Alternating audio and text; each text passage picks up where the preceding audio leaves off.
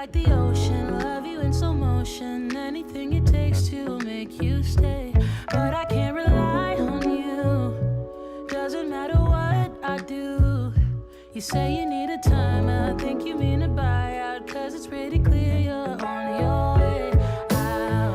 And though I understand it's hard sometimes to make up your mind in these trying times, yeah, I just can't accept you leaving me when I'm overseas with the heart so heavy.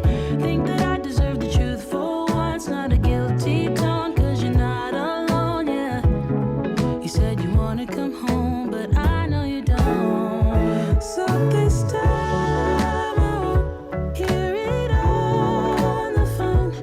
If you got something to say to me, then say it to my face. What it's all about, why you're bailing out. Think you owe me an apology. Just say it to my face. You're sorry. You're so sorry. You're so sorry.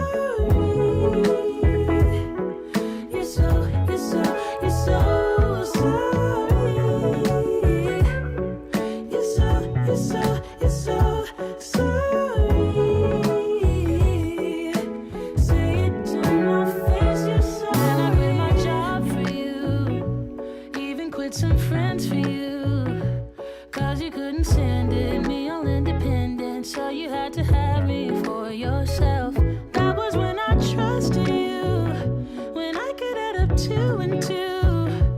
When you promised we'd be together, you, me, forever. Now there's nothing left to lose.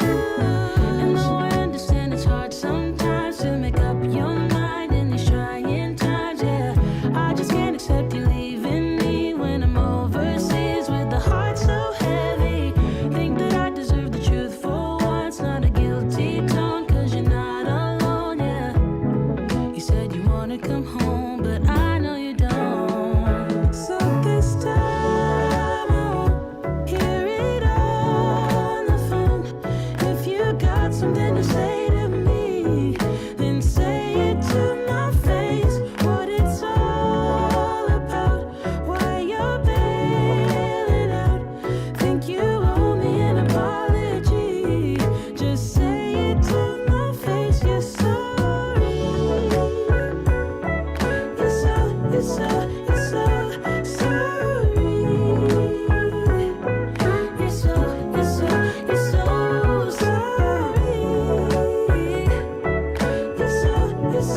so sorry.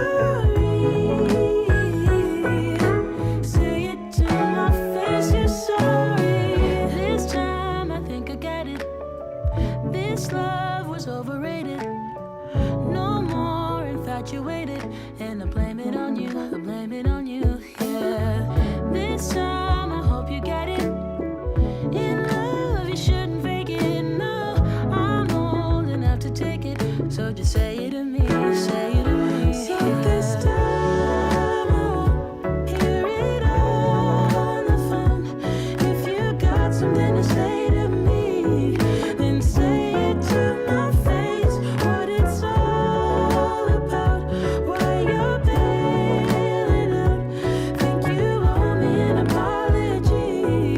Just say it to my face. You're sorry. You're so sorry. You're so sorry. You're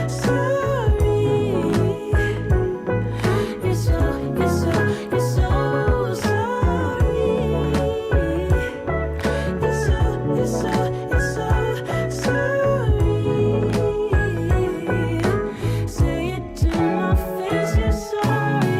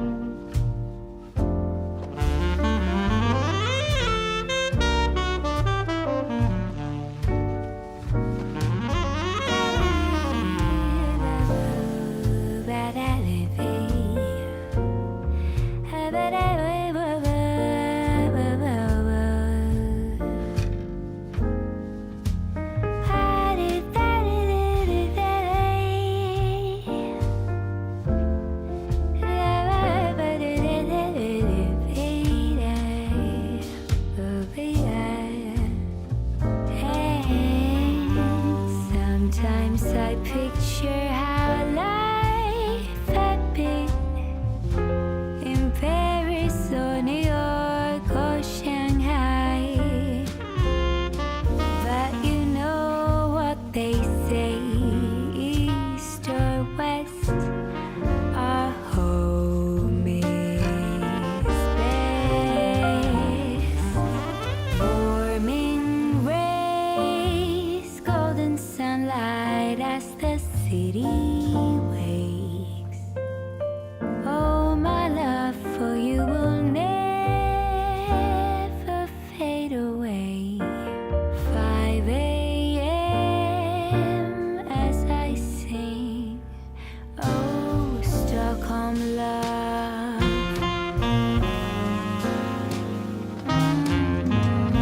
Stockholm love.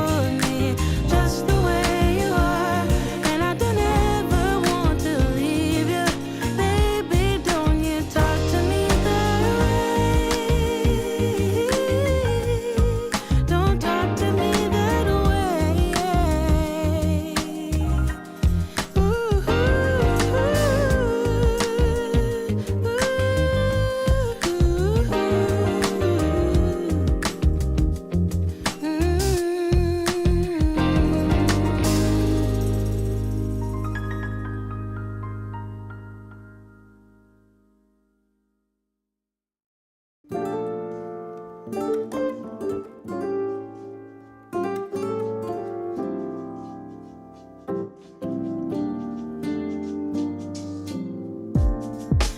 casually keep diving into concrete.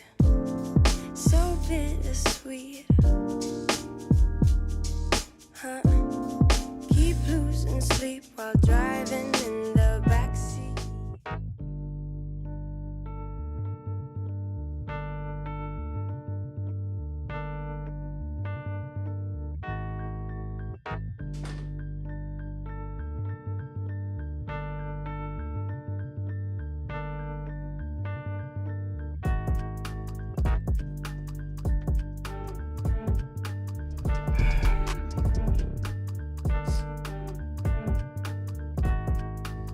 Because he presents himself as a poop. That's why I highly recommend these shoes, because that's why I see it's sophisticated, it's strong.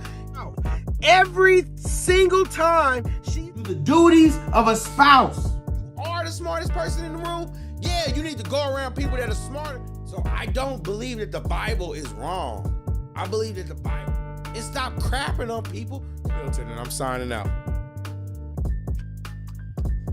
Reset, man. That's why I say destroy the you're supposed to be loyal to. The Black Joe Rogan. Go ahead and do your thing, bro.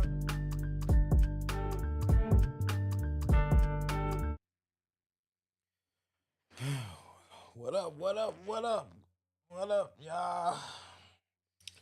So we back with another episode of this nonsense that is Who the F Did I Marry? And just gonna be honest with you guys, this is this is kind of hard to get through because this lady loves to talk and she really don't be talking about nothing. But it's like the only thing that we learned is that she's not somebody you want to date or deal with, because in the minute y'all break up, she's going to tell all your business. And that was what I just found most egregious about the first 4 parts, because she was telling everything from bank statements to letters he was getting. And it's just like, Jesus Christ. But before we get in the video, I just want to, check in with y'all, see how you doing. Let me know in the comment section. Everybody having a good Sunday? Hope everything is well. We're about to get into this shenanigans, so. Take a look at my post-gym shower routine with Okay. native body About to wash. get into the shenanigans. Ingredients to help cleanse your skin. It'll leave your skin feeling silky smooth while also smelling amazing. Try Native today.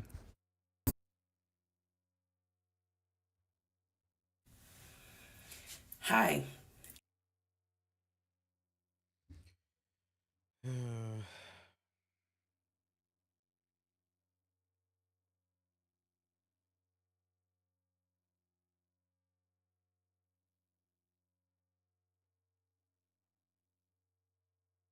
And welcome. We all know why you're here. You're here for part of the new. Oh, no. Yeah. Got some technical difficulties, guys. Still learning how to fly the ship. But what we not finna do is sit through another 45 minutes of that.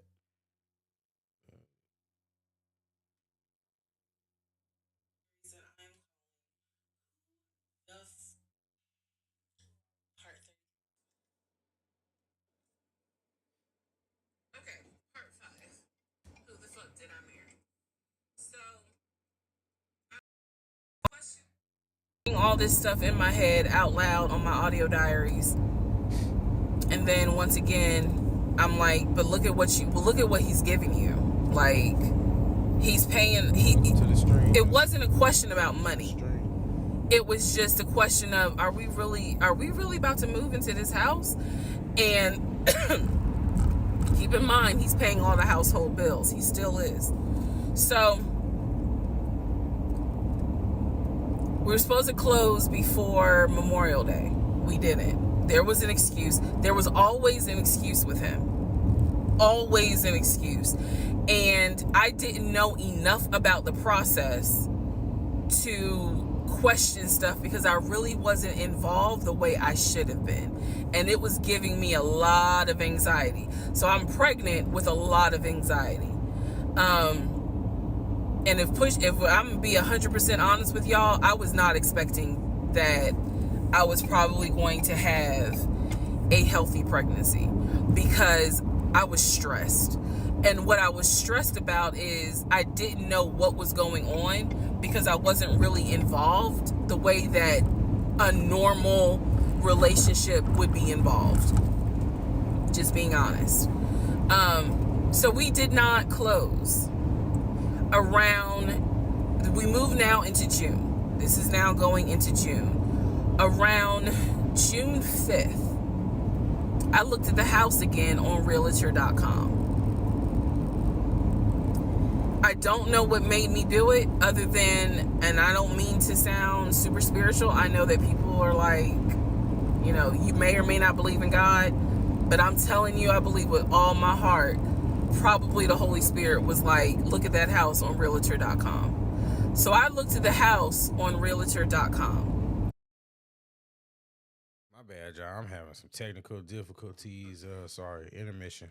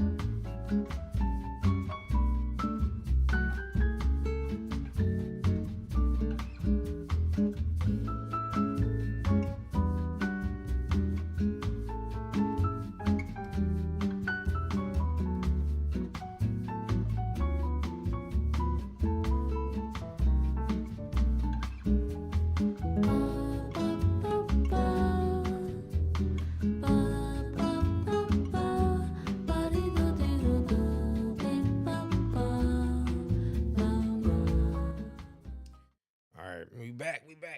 Sorry about that. So let's get back to the word salad because, like I told you before, I'm seeing this for the first time. I was just hearing people talking about it, so I'm checking it out and I'm just including y'all in that process. This was around June 5th. It showed that the house was off the market. And I remember being like, okay, wait, what does that mean? What does that mean? Because ex-husband is telling me we're about to close on the house. We're about to close. It's our house. We got furniture, he's also telling me that he's been in contact with the realtor, his friend, who was telling him, you know, this is what was happening next. Here's what's going on. So the guy that we initially worked with apparently is completely out of the picture. But again, I was not heavily involved. So I'm just like, let me look at the house. I see it's off market. What the fuck does off market mean? Like, now I'm really freaking out. So it shows the name of the real estate agent for the seller. I don't remember her name. I called her and I said, you know, I said my husband and I, even though He was not your husband at the time, man. Nope. Don't try to sweeten that up. Don't try to paint that picture like what it is. What we're dealing with is nope. You're gonna be accountable. You're gonna be accountable for it. What you are is you were a Christian girl that you claim that was shacking up with this man and got pregnant. You got pregnant with this man that you was shacking up that you met on Facebook dating. I'm just saying. It's the truth. Let's just tell the truth. Don't lie. Don't try to. Well, why are you lying? wasn't married. My husband and I were looking at this house at 123 Main Street. And we really wanted to tour it, but now I'm showing it's off market. Is it not available? Or, you know, I pulled that card and she was like, oh, no, ma'am. The home closed yesterday. It closed June 4th. Again, there are certain dates I just remember. Here's how I would flip $1,000 in 2024 if I were broke. I was like, really?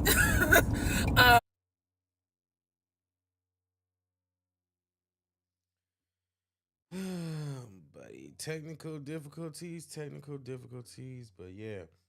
So basically, she's telling this story about how how this guy is supposed to be a pathological liar, but all she's been doing is just talking about giving the backstory or whatever, and it's just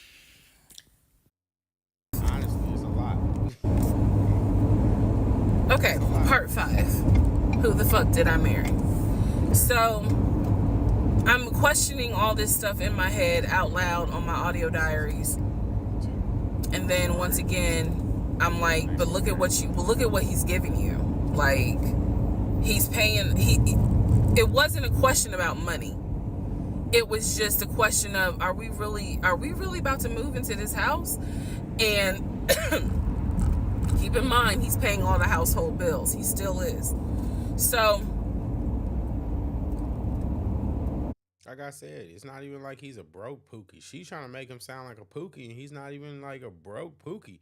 He might be a pookie behavior wise, but like, whew, women can be your worst enemy. we were supposed to close before Memorial Day. We didn't. There was an excuse. There was always an excuse. Men can live without women. It's just not good to live without women. Like, it's just such a empty, empty way of life. But that doesn't mean we can't. Always an excuse. And I didn't know enough about the process to question stuff because I really wasn't involved the way I should have been. And it was giving me a lot of anxiety. So I'm pregnant with a lot of anxiety. And if I'm gonna be 100% honest with y'all, I was not expecting that I was probably going to have a healthy pregnancy because I was stressed.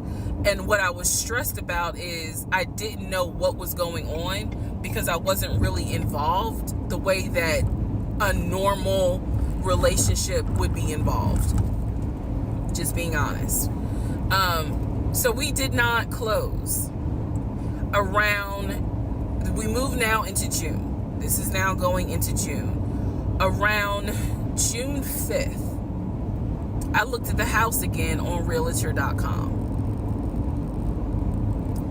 I don't know what made me do it other than, and I don't mean to sound super spiritual. I know that people are like, you know, you may or may not believe in God, but I'm telling you, I believe with all my heart, probably the Holy Spirit was like, look at that house on realtor.com. So I looked at the house.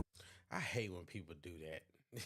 I hate when people do that. I appreciate the like, thank you, because that's how the video gets out, and you know, that's how people like me can break through the algorithm. Because it's a lot of people. There's a lot of people that's talking nonsense, and there's a lot of people that think I talk nonsense. But at the end of the day, I try to be genuine when I come up here with y'all. And for those of y'all that see that, I appreciate it. So thank you for the likes. Salute. And what I was gonna say about this lady is that really real talk, I hate when people do that. I hate when people sit there and just try to blame God or try to put the religious stuff like the Holy Spirit and all that kind of stuff. I hate when people put that in in their decisions and the way they move in life, especially like when you know you're not living right and you know you're not doing right. Like, I'm not sitting here trying to judge this lady, but she's the one who mentioned that she comes from a spiritual background, that she's been in church. She's the one who mentions the conviction that she has because of what she's doing. So I'm saying, like, why are you putting God in this? You feel convicted because you know what you're doing is wrong. You don't trust that man because you don't know that man. You wasn't vetting that man. You was caught up in the sauce because he was doing everything that you thought he was supposed to do. And now you sitting here, you done got scared because you got anxiety for based off of whatever you gone through. And at the end of the day, like, that kind of stuff is frustrating. That kind of stuff is really frustrating. Sorry, guys, got some technical difficulties. On realtor.com. Keep going. This was around June 5th. It showed that the house was off the market. And I remember being like, okay, wait, what does that mean? What does that mean? Because ex-husband is telling me we're about to close on the house. We're about to close. It's our house. We got furniture, da-da-da, da-da-da, da-da-da. He's also telling me that he's been in contact with the realtor, his friend, who was telling him, you know, this is what was happening next.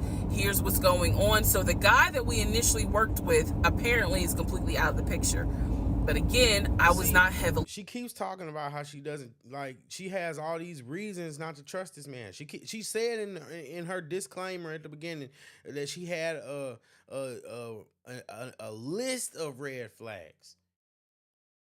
Why do women sit there and get so upset in the hindsight because they ignore the red flags? They ignore them. The red flags be right there. They know that they're there. And this woman don't know this man from a can of paint, from it sound like.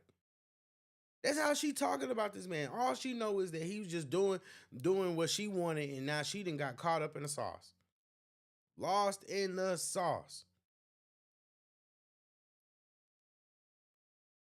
Now we supposed to feel bad for her.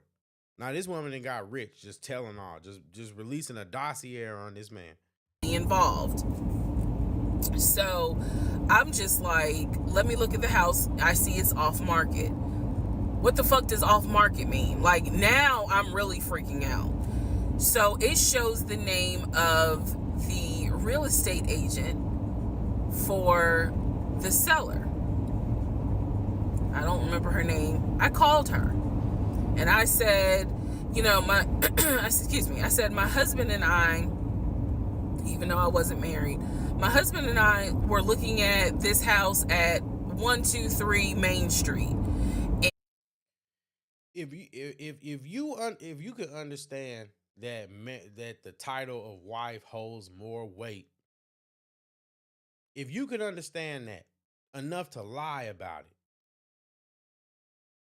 why wouldn't you hold this man accountable for marrying you? You actually can do that. You know what I mean? You really can do that. And I'm not saying that they were supposed to be together. I'm saying that maybe it would have been better for you to do all these things instead of doing everything out of order. But you know what I mean? Like, people confuse me. They think that just because you say that dating is or marriage is on the table, that doesn't mean that you got to still work and do things in order for that to actually become a reality. It's not just about wanting to be married or finding somebody that's your Prince Charming or your you know what I mean, your Princess Fiona or whatever like that. Like, it's work. It takes more than that, because this is what a lot of people don't understand. Marriage is a duty. And this is why I don't blame guys for not wanting to get involved in the institution of marriage, because when you have so much duty invested with so little return on that investment, But yet and still, you have everything to lose. Everything to lose. How could you blame men for not wanting to get married? How could you blame men for being hesitant to get married? How could you blame men for wanting to take their time? How could you blame men for wanting prenups before they get married? I think prenups are non-negotiable. You have to, you better have been shooting with me through the gym. Like, whew. And we really wanted to tour it, but now I'm showing it. Even she knows the title of wife holds more weight. It holds real weight. Girlfriend doesn't hold weight. Life partner doesn't hold weight. Wife holds weight. That's why you Off lie. market. Is it not available? Or, you know, I pulled that card and she was like, oh, no, ma'am. The home closed yesterday.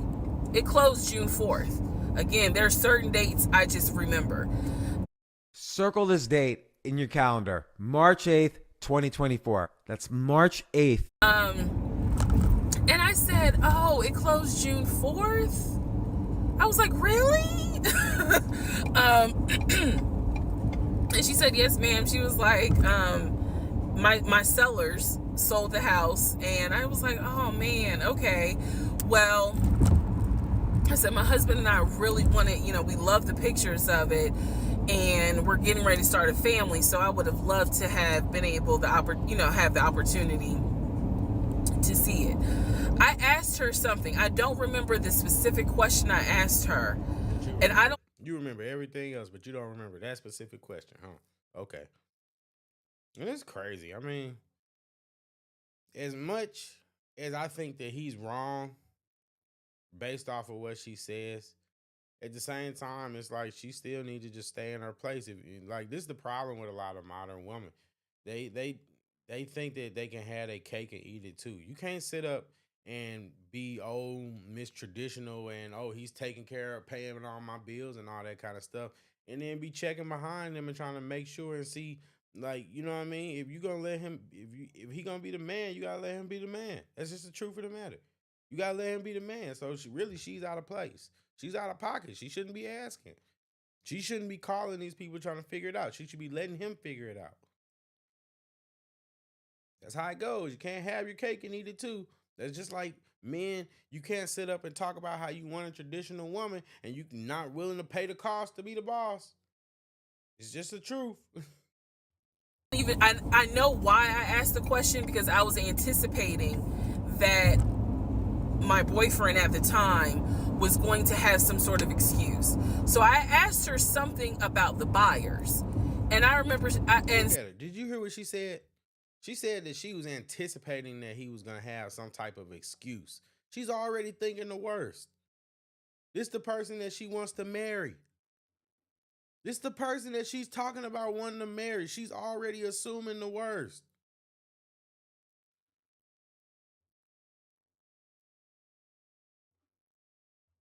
somehow, again, forgive me, I don't remember the question I asked her, but the answer was that it was an older white couple. So I get off the phone with her. I record an audio diary, and in the audio diary, I specifically say, okay, there is no house. Let me know in the comment section if y'all think she's full of it. I just want to know. I just want to know y'all's opinion. I appreciate it. He's going to have to get out of this lie somehow. Because now I realize, at the very least, he was lying about him being the one who was under contract. I knew enough about that. So I was like, what, how was he going to get out of this? Again, I've listened to the audio diary in 2024. I literally said in that audio diary, how is he going to get out of this lie? And I was trying to think of ways on how he's going to do it. And something said to me, because I say it on the audio diary, I said, yeah, I don't think that that's sick. That she's sitting over here. She's already so convinced that he's lying she hasn't even had a conversation with this man yet. And I'm not saying that he wasn't lying. I'm saying that she doesn't even know yet. You don't think that that's a red flag? She don't even know yet. She's already made up in her mind that he's guilty. So she's sitting over here recording in a voice diary, talking about how is he gonna get out of this? How is he gonna get out of this? If you have to do all that, why are you trying to marry this man? Because you don't know him. You don't know him from a can of paint. You're not trying to vet this man. You happy because he paid your bills. It's just the truth. You happy because he paid your bills. And,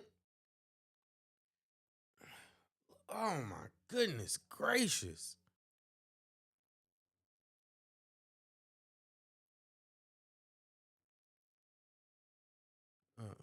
Kayla says, I think she's a great storyteller. Is everything she said the truth? I cannot say that as I was not there, but based on the fact other women have spoken up about this man holds some truth. Oh yeah, I definitely think he's a pookie. I'm not gonna lie. Just based off of what she's describing, I believe it.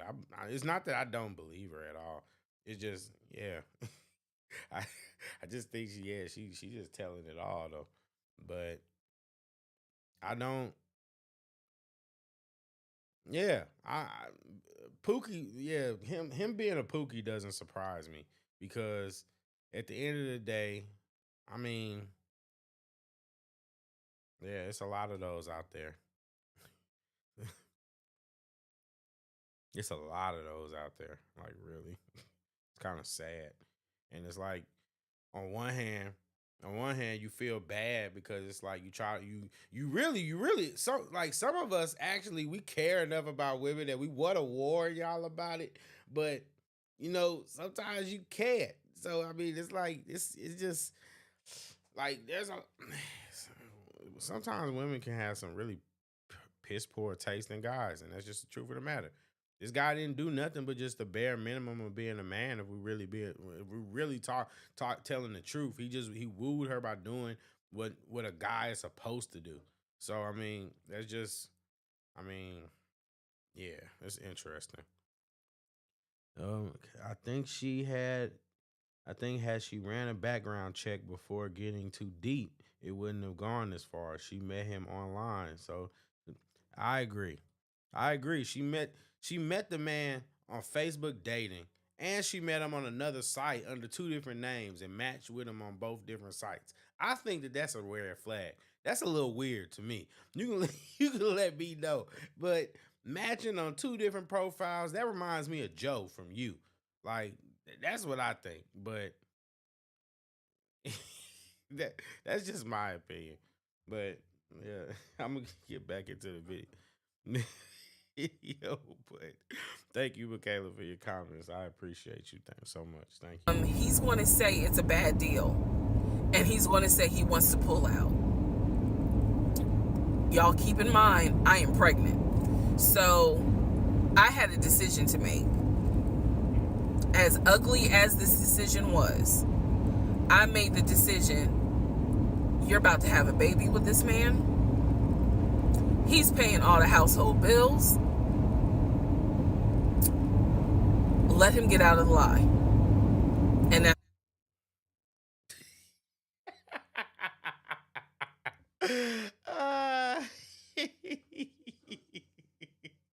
see, this is what I'm talking about. This is what I'm talking about. It's willful ignorance. That's literally what she just admitted to. She admitted to willful ignorance. So why is the title Who Did I Marry? Why is the title that? I'm sorry. Like, that's what I did. I purposely made the decision that I knew he was going to come back, and I knew he was going to give me some bullshit on why he couldn't buy the house, because he didn't know that I knew that house is already sold. The house is already sold.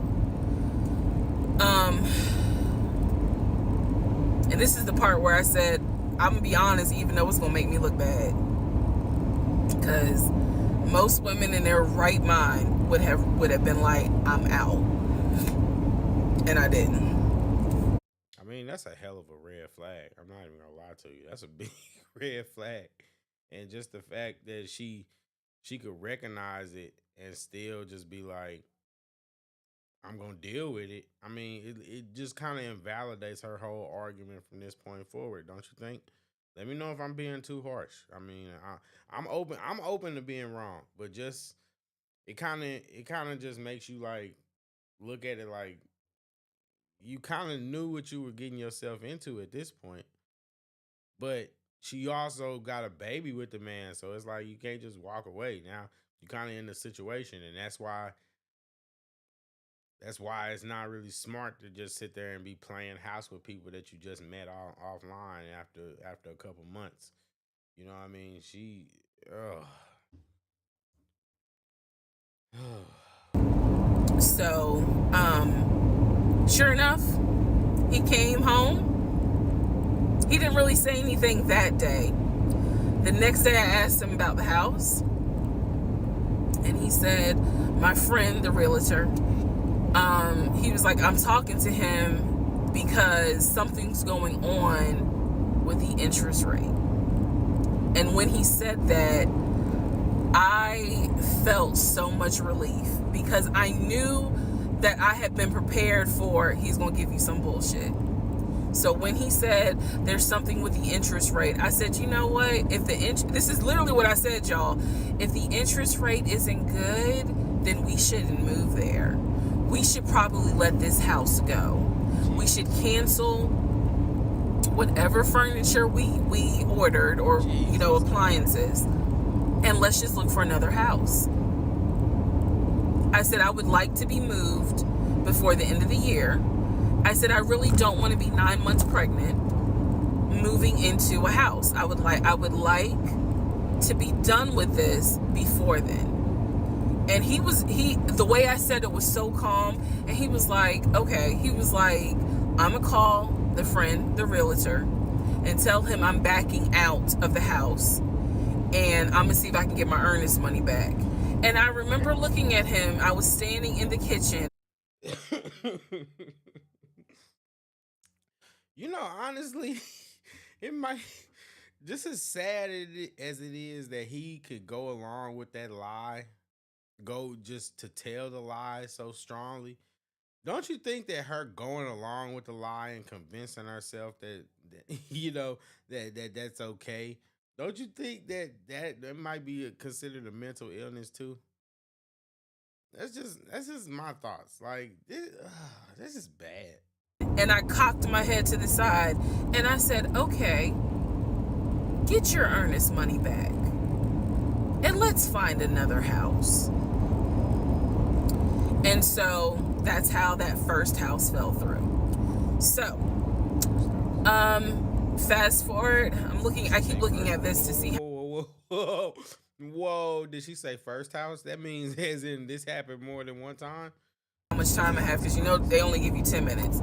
So this is part 5, part 6 is coming up. But subsequently, what ends up happening the next week, which is mid-June, I was at work. And I started cramping, started bleeding. And at this point, my doctor, I had just had an ultrasound earlier that day. So I went to work because the ultrasound was fine. I went to work and the cramping and the bleeding started. And I started crying because I kind of knew what was going on. And my doctor had called me and told me that when they did the ultrasound, they did not see a heartbeat. So she was like, this pregnancy is not going to be viable. So I'm crying, hysterical. And now we're going to get into part 6. Wow. That's messed up. That's really messed up. Like, I hate that she had to go through that. Just take a moment for her. Because it's not nothing to laugh about or make light of, seriously. I'm not going to do it. So I'm just give her a moment. But that's rough. I couldn't imagine.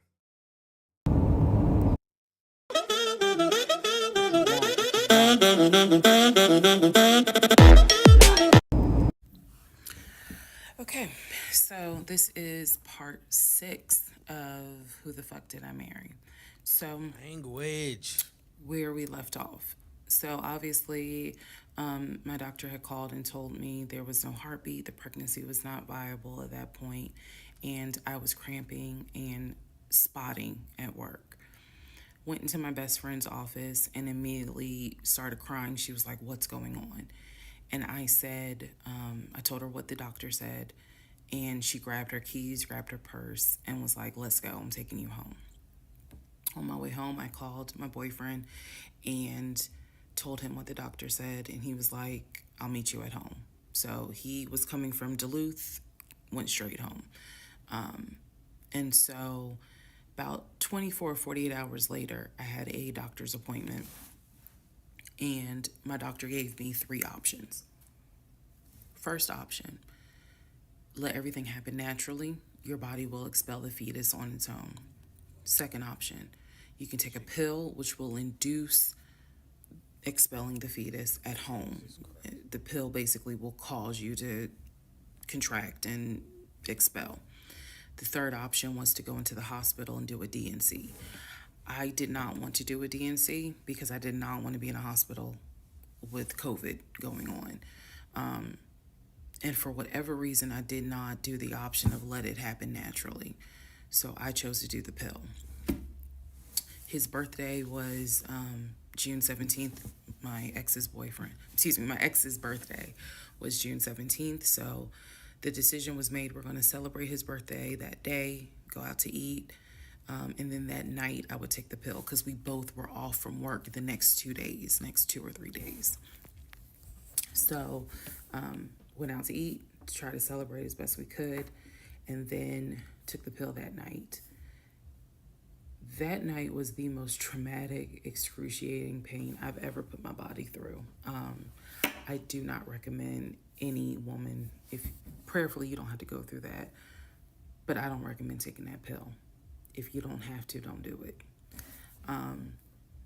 I spent the whole night in the bathroom just crying in so much pain. They gave me a narcotic. I couldn't take it because I found out I was allergic to it, so it was causing me to like projectile vomiting, and it was a mess. So, and he was right there. You know, he was scared that he needed to take me to the ER, but in the morning, the pain kind of subsided. So about 72 hours later, I had another doctor's appointment where the purpose of this appointment was to do an ultrasound to see if everything had passed. Everything did not pass. So because of that, my doctor was like, we're going to have to do a DNC. My DNC was scheduled for the first week of July. My boyfriend, my ex, was going to take me. That was always the plan. 2 days before my procedure, he comes home and tells me that he is up for a promotion. He's up to be promoted to VP. Because of this, the president of the company, is coming in, and it was going to be this huge business meeting he had to go to. The business meeting was scheduled for the day of my surgery. And so I'm throwing a fit because I was like, there's no way you can do that meeting. Like, I need you to take me to the hospital. That's a tough one. Guys, let me know. What do you think a person should do in that situation? Do you think that you should be worried about the bag and let your girl just figure it out after y'all lost a baby together? Or do you think that you should potentially risk the bag and be there for her? That's a tough question. I'm curious to know what people think. Because I think that's interesting. That's quite the predicament to be in. All this other stuff. And so he offered to have his sister take me to the hospital. Apparently his sister lived in Douglasville. I was like, no, because I've never met her. Like, I'm not having a stranger take me to the hospital. No, this is a private situation. I don't want to do that, blah, blah, blah. So my aunt had offered to take me, and then my friend who took me home from work had offered to take me. So at that point, we get into an argument because he's like, my sister is, you about your family, so why can't she step in? And I was like, nah, because I don't know her. Period. I don't know her. So my friend offers to take me to the hospital because I was all distressed that he's saying he has a business meeting and he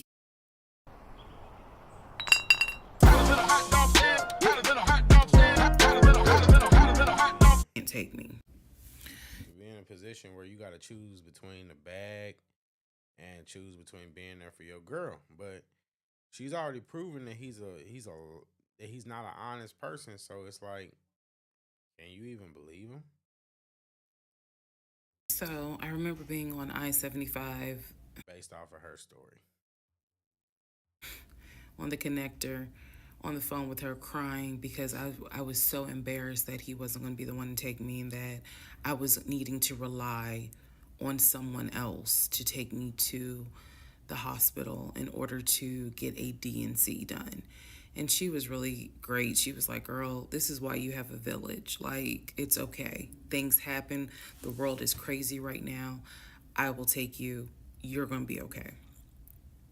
So he did not take me to the hospital for my DNC. My friend did. She could not stay because of COVID protocol.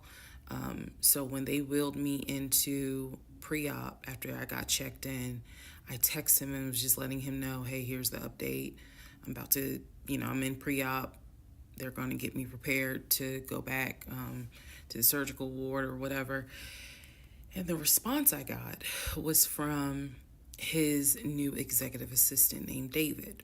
Now, when he told me he was up for the promotion, he did tell me that part of getting this new job would be that he would get an executive assistant named David. And he did tell me, I'm going to make sure that I inform David if you get a text from this number, meaning from me, pull me out of the meeting because, my fiance's having a procedure done and I'm picking her up. So it's important that you come get me if it's something serious. So I text him. David responds. He said, yeah, Mr. Blah Blah told me that you are having a procedure done. If you need me to get him, I can go get him. He's in a meeting. Just let me know what you need. And I just said, no, don't bother him. I'm just giving an update that they're about to take me back. And David responds and says, I'm so sorry you're going through this. Please let me know if there's anything I can do. So I have the procedure. I wake up and I am now in recovery. I should be in recovery 45 minutes up to an hour and a half. I wake up, first thing I ask, and I remember asking, is where is so-and-so? The nurse who was so sweet, she was like, everything went well. You're doing great. She said, we spoke to your fiance. He's on his way. So I said, okay, okay. I kind of dozed back out, but I could still hear everything that was going on. I just could not keep my eyes open to save my life. So I hear her talk to the other nurse. And that's when she said, yeah, Dr. So-and-so called her fiance and his executive assistant picked up. And the executive assistant said that he was in a business meeting and that, you could relate to him what you need to say and he'll tell the fiance. And my doctor was like, hell no, HIPAA, I need to speak to him. Right. So apparently my fiance called the doctor back about 30 minutes later, and the doctor informed him she'll be ready to be discharged in about an hour. You can make your way and come pick her up. He said he was on his way. He was on his way from Duluth to Atlanta, which is not a huge distance, but the time of day, one thing about Atlanta, there's always traffic. So he should have been there within the hour. I should have only been in recovery an hour and a half. Let's go to the next part. Usually I'm looking for like a new rim shot. Sound like this about to get a Anytime little I open- interesting. Now, I'm gonna be honest with y'all. I have a low tolerance for men that do wrong by they women, like by pregnant women, like they women. So, yeah, that's not a good look. Part 7. Who the fuck did I marry? So I should have been in recovery at Northside Hospital for about at most an hour and a half. Subsequently, I ended up being in recovery between 3 to 3.5 hours. The nurses kept calling my ex, asking what's the status, because they were actually getting ready to do a shift change. So they kept calling, asking what's the status, like, where are you? I want to say that they called a total of 3 times and they spoke to him twice. So at this point, I knew that they were all like, where's her fiance? Like, what is going on? He said he was stuck in traffic, and so he was making his way there. He eventually did get to Northside Hospital, and they wheeled me down, because again, he couldn't come in just because of the protocols. So when I got in the car, and I'm in pain, but yet drugged up, couldn't keep my eyes open, I was just out of it. But I remember him calling my aunt and my mother and letting them know, I picked her up, we're on the way home, let me get her settled, and then I'll give you guys an update. I remember that. What I did. I need y'all to really think about what, like, this situation. This woman literally is giving. She's put her everything on hold in the back burner for this guy. She sacrificed her religion. She sacrificed, or her spirituality. She sacrificed her body now. She sacrificed her her security as in her home and all that kind of stuff. Was it worth it? That's what I always wonder when in these situations. I just wonder, was it worth it? Not know was that he had text. You can't even do the work-life balance. Was it worth it? My aunt and my mom and asked them to not bother me for like a week. Like, just please don't reach out to her. Let her just rest. I am from New Jersey. I am from an African American family. You don't tell my black mama or my black aunt that, please don't bother her for a week. I didn't know this at the time, but I'm just interjecting that part. I'm trying to stay in the timeline, but he did apparently do that, and my aunt was like, "Well, I will fuck you up." Anyway, so go home. Does she come from a family of hyenas? Oh God. I'm sorry, but it always blows my mind whenever there are women talking about that they can F a man up. It's just crazy to me. It's just like, but she's already proved delusion. Ugh. He waits on me hand and foot. I recover. Just needed about 24 to 48 hours to just get my mind right. During this time, in between when the house in Douglasville fell through, we had not talked about a house. So I guess it was about a week later, after the DNC, he decides that, do you want to start looking for a house again? Excuse me, I have the hiccups, y'all. Do you want to start looking for a house again? because of what happened with the house in Douglasville, I felt like I was smarter this time to say, you know, I want to be involved in every aspect, because I don't know what the fuck happened with that house in Douglasville. But what I do know is that he lied to me. I didn't know then what I know now. I just knew he lied about I knew he lied about being under contract. So I told him, I said, I don't want to work. I'm just gonna say this. I think that it's just interesting that that's a lie that she chose to excuse, because when you really look at it, right, as a man, you got responsibility, basic duties, right? Basic duties: protect and provide, right? Provisions. You know, you got to take care. You got to take care of the home and the house. I would think that a man proving that he can't handle that kind of business and that he can't make those type of things happen, I would think that those are the things that, if you're vetting for a partner, those are the things that you should be looking at, instead of how tall he is. And you know what I mean? Like, that's just that's just my opinion. It's like, when you think about the criteria that men have to meet, and none of it usually has anything to do with character.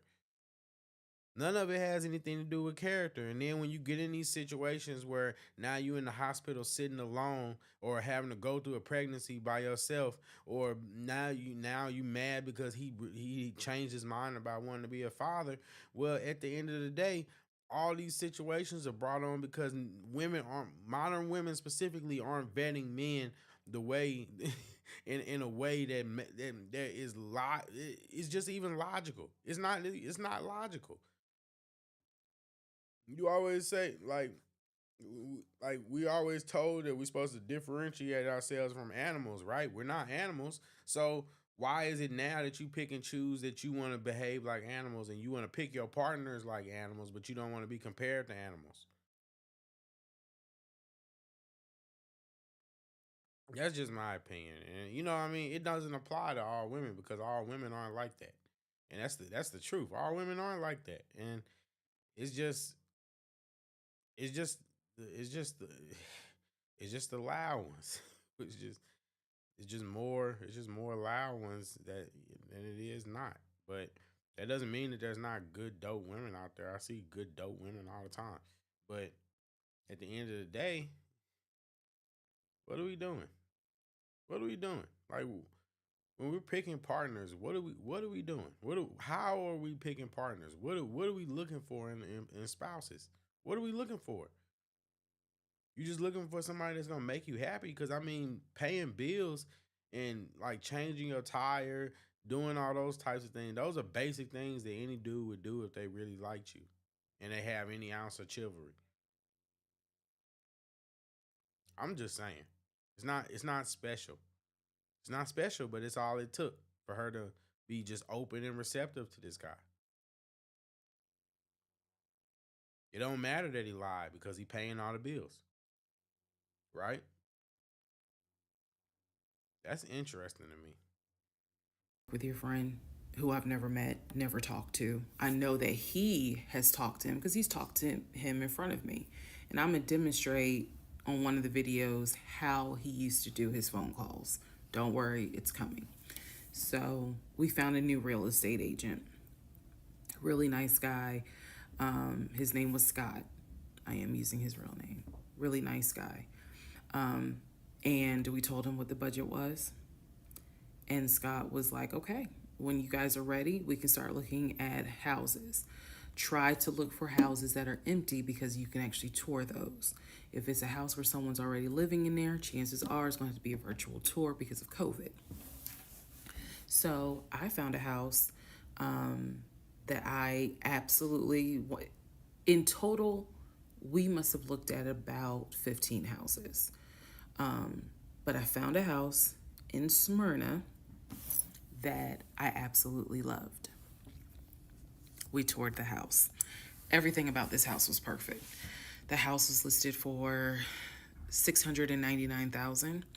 It was a brand new construction build. The only issue was that the basement was not finished, and he wanted the basement to be his man cave. Again, I went with him to tour this house. So this was already feeling very different than the situation in Douglasville, because we did not actually tour the Douglasville house. We only did a FaceTime virtual tour. This house in Smyrna, we toured. We toured this house more than once. And it was gorgeous. Fucking gorgeous. So Language. we talked about it. He said that he had the money. Again, the price was $699. He said he felt comfortable putting in an all-cash offer. If you remember on the videos before, he told me he had money in his savings from when he played football. So when he said an all-cash offer, even I knew, you got that kind of money? Like, where you can cut a cashier's check for $699,000? And he told me he did. He had money in savings from when he played football, and he was very comfortable paying all cash for this home. So the real estate agent, Scott, sent over the paperwork. The paperwork was sent in both of our names. It was sent to my email. That was another thing that I changed after Douglasville. Everything gets sent to me, and then I will be sure that he signs it. So he sent it to me. I looked over the offer. We were going to put in an all cash, full price offer with a request to have the basement finished. Also, we were requesting for the seller to give us an answer within 24 hours. We were requesting a quick closing. These are just some of the things I remember. I remember 24 hours, like I didn't want to wait on y'all think about it. 24 hours, let us know if you're accepting the offer or not. And then also a quick closing, because it was a new construction. So we didn't have to wait for the current tenant to move out. We didn't have to do that. So I watched in our bedroom as he pulled it up, because it was a electronic document. He signed his name to the offer for $699,000 cash. He requested again, the seller let us know in 24 hours if they were accepting the offer. So we submitted the offer at around 6 p.m. We were requesting that by 6 p.m. the next day, they let us know if the offer was accepted or not. I watched him sign the offer. I sent the offer back to Scott from my email. All parties had signed. Scott texted us and said, I got it. Michaela says all cash 700K, but the car he was driving should have been the biggest red flag. Like, come on now. I believe the car we was driving was an old Ford Taurus. Most people with 700 cash not driving it. Yeah, maybe she should have had you in her corner. maybe she should have had you giving her all the game, because it obviously just went zoop. Oh man. I'm submitting it. I will let you know what they say. Let's go into part 7. Came in too hot. Should we call a tow truck? A tow truck? Yeah. Hold my oil coats. What are you gonna do? Sorry. Let's go into part 8. Good grief, this is getting long. You think, lady? So just to recap, this lady has caught this man in a lie. She's caught him in a lie. She has basically she just resignated herself into just willful ignorance and just says, you know what, I'm pregnant by this guy. I'm just gonna deal with it, whatever it is. And then she loses the baby. And that's messed up, because at the end of the day, he wasn't even there for when she probably needed him the most, when she was going through the worst parts of that. And yeah, I mean, you could see the frustration on her face, and I don't know. I don't know. I don't know. I'm really stumped on that because work life balance is important, and I think that you can't sacrifice. On one hand, you can't sacrifice the bag, but then you got a family. You got a family. So it's like that's your kid. That's your kid that she lost. So it's like you kind of you're in a predicament, and it's like I don't know. I just feel like maybe more could have been done. Let me know. Let me know if I'm off because I just think that that's a tough predicament to be in. Maybe it's not tough to be in. Maybe the answer is really simple. Like I said, let me know. I'm open to being wrong. I'm open to learning. I also like when y'all comment and reply because I like dialogue. Let me know. I just I think if I was in that position, I would have done more. If I absolutely couldn't get away, I would have done more. Or maybe that job just ain't for you. But at the same time, I don't know. Okay, so I just want to clear up some things that I realized is kind of creating some confusion. So just allow this video to serve as a stop sign. Let's clarify. First of all, the story, background. He was born in Philly, raised in Philly, and moved to Augusta. Story is that he moved to Augusta for high school. After high school, Like I said before, this guy doesn't need a documentary or anything because she's telling everything about him. She's told everything about him. I wouldn't be surprised if she pulled a Fannie and told if she pulled a Fannie Willis and told everybody that he got ED. I wouldn't even be surprised. he went to college at San Diego State, enjoyed San Diego State, stayed in San Diego for quite a while.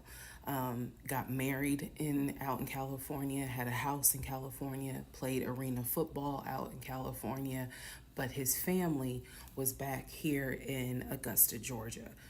He still had a lot of family up in Philly, but for the most part, he had a sister in Augusta, he had a sister in Douglasville, he had a brother in Baltimore, he had another brother in Philly, and he had a brother in Nashville.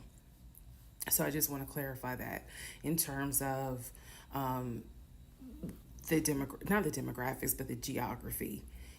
Born in Philly, came to Augusta for high school, went to San Diego State for college, played football, stayed at San Diego,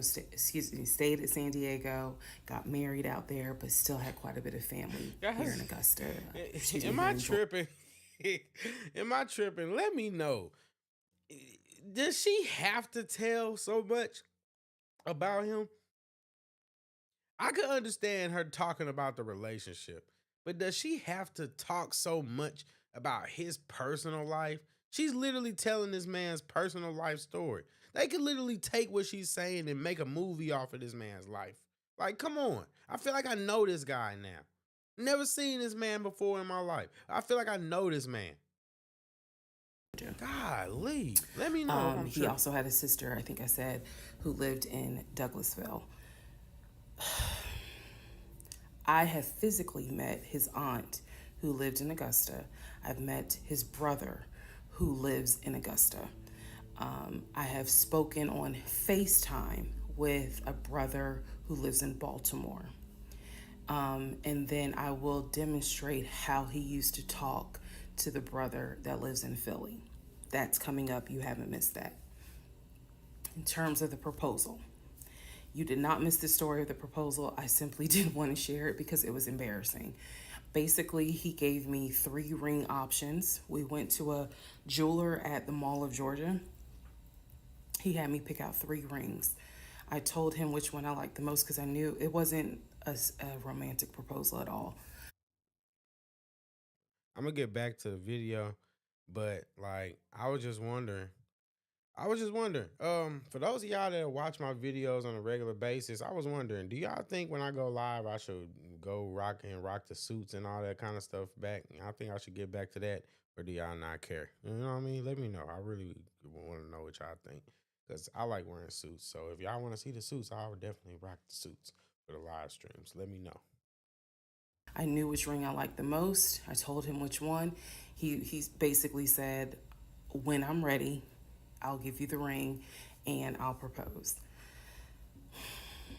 Fast forward about, I guess it was summer, because I was actually pregnant when the ring came. We were sitting at the dinner table. He took the ring box out of his pocket, slammed it on the dinner table, and I was like, what is this? He was like, open it. I opened it. Inside was the ring that I had wanted, that I had chosen at the jeweler. And he was like, all right, so this means that you're going to be my wife. I was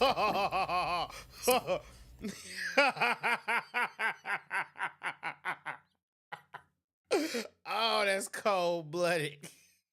Oh, whoa. Oh, thank you, Michaela. I appreciate it. I like wearing the suits though. You know what I mean? I like it because like getting fly and all that kind of stuff. But I don't want to be too comfortable. It's just yeah. I appreciate you though. You dope. Again, when I asked y'all to give me grace, it's because there are certain things that's just like, girl, what was you thinking? Trust me. There's no excuse. So there was never a, will you marry me? It was more of a, if a man, I'm just gonna say this, and fellas, you can get mad. I'm an equal accountability, and I'm objective. Women, if a man can't even propose to you the right way, you should not accept the proposal. That's just real. That's just real. I'm like, look, I don't have no stakes in the fight. Listen, if he can't even propose to you right, you shouldn't accept. Just saying. Putting the ring down and like all that kind of stuff. That's funny in movies, movie characters, when you got like the jerk off that don't care and all that kind of stuff. But getting married is a big deal. And regardless of whether it's about business or whether it's about religion or spirituality, like I just I'm not with that. I'm not with that. That's not cool. You need to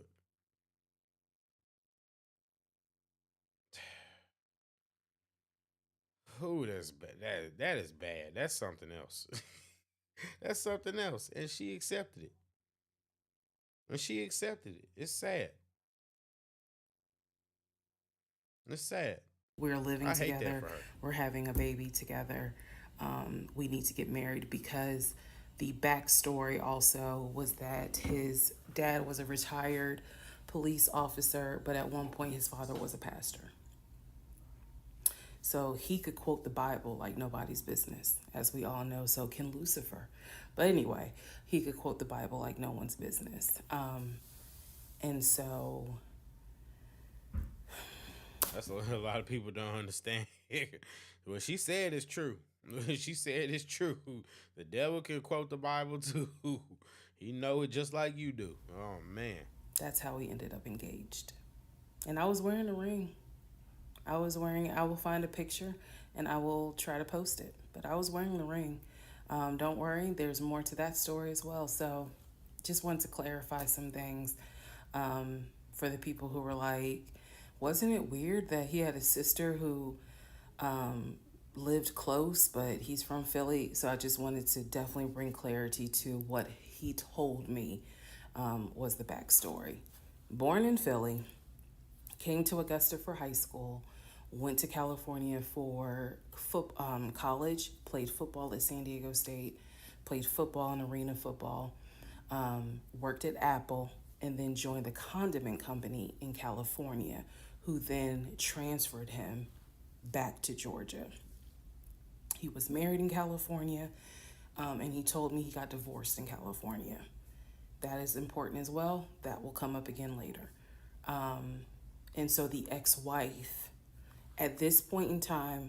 Also, another quick intermission. I'm sorry, I'm gonna get back to the video, but I was just wondering, while I'm here, I'd like to know also, do y'all want me to do more live streams like this, or do y'all like the regular videos, or do you like them both? Just I appreciate the input for real, cause I'm trying to level up a little bit this year, so I wanna know what y'all enjoy and what y'all care about, because I can sit there and pre-record these videos, but I also like hearing what y'all have to say, and it's dope. So just let me know. I'm interested in what y'all have to say. Back to the video. At the time that I'm telling you, part 7, which is the last video I just posted, the ex-wife lived in California with her 2 kids, his 2 stepkids. The 2 stepkids were 17 and 20 or 21, but they were that age group. And he was saying that he was very close with them, so he wanted to keep a tight relationship with them. And he talked to them, if not every day, every other day. When I say, when I say this, I need y'all to understand. When I say that he talked to someone, it means that he was on the phone in front of me talking to the person. I hope that, because I will touch back on this. He was on the phone in front of me talking to the person. So he talked to his siblings every day. He talked to his aunt almost every day. He talked to his family the way I talk to my family almost every day. And again, I will demonstrate how he used to do the phone calls. I will also demonstrate how he used to do the work phone calls, because he called me every single day from work. And he would talk to people while he was on the phone with me. And I could hear people in the background. But that's a whole nother part. So again, buckle your seats. I promise I'm reading your comments. I'm reading your questions. What does that mean? What is she trying to say? Because, yeah, when you at work, and when people are at work, yeah, there's gonna be other people around. So I mean, what are you? I wonder what she's insinuating. To bring this video just to clarify some stuff. Hopefully this helps. And honestly, I know people are fascinated by this, but more than anything, I hope that there's a woman watching this and she's saying to herself, okay, it's time for me to ask some questions. That's my hope. What good is asking the questions if you're not going to do anything about it? You asked the same questions and you didn't do anything about it. What good is that going to do?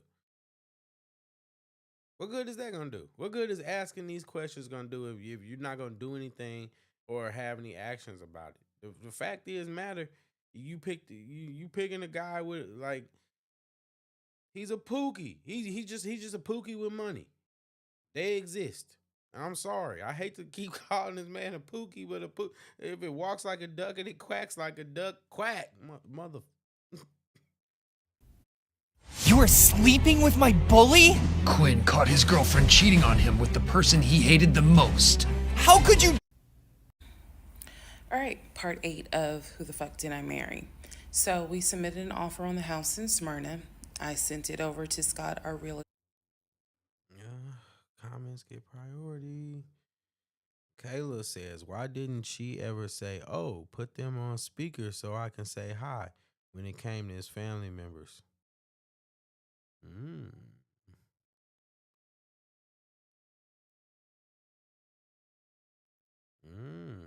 That's a good question.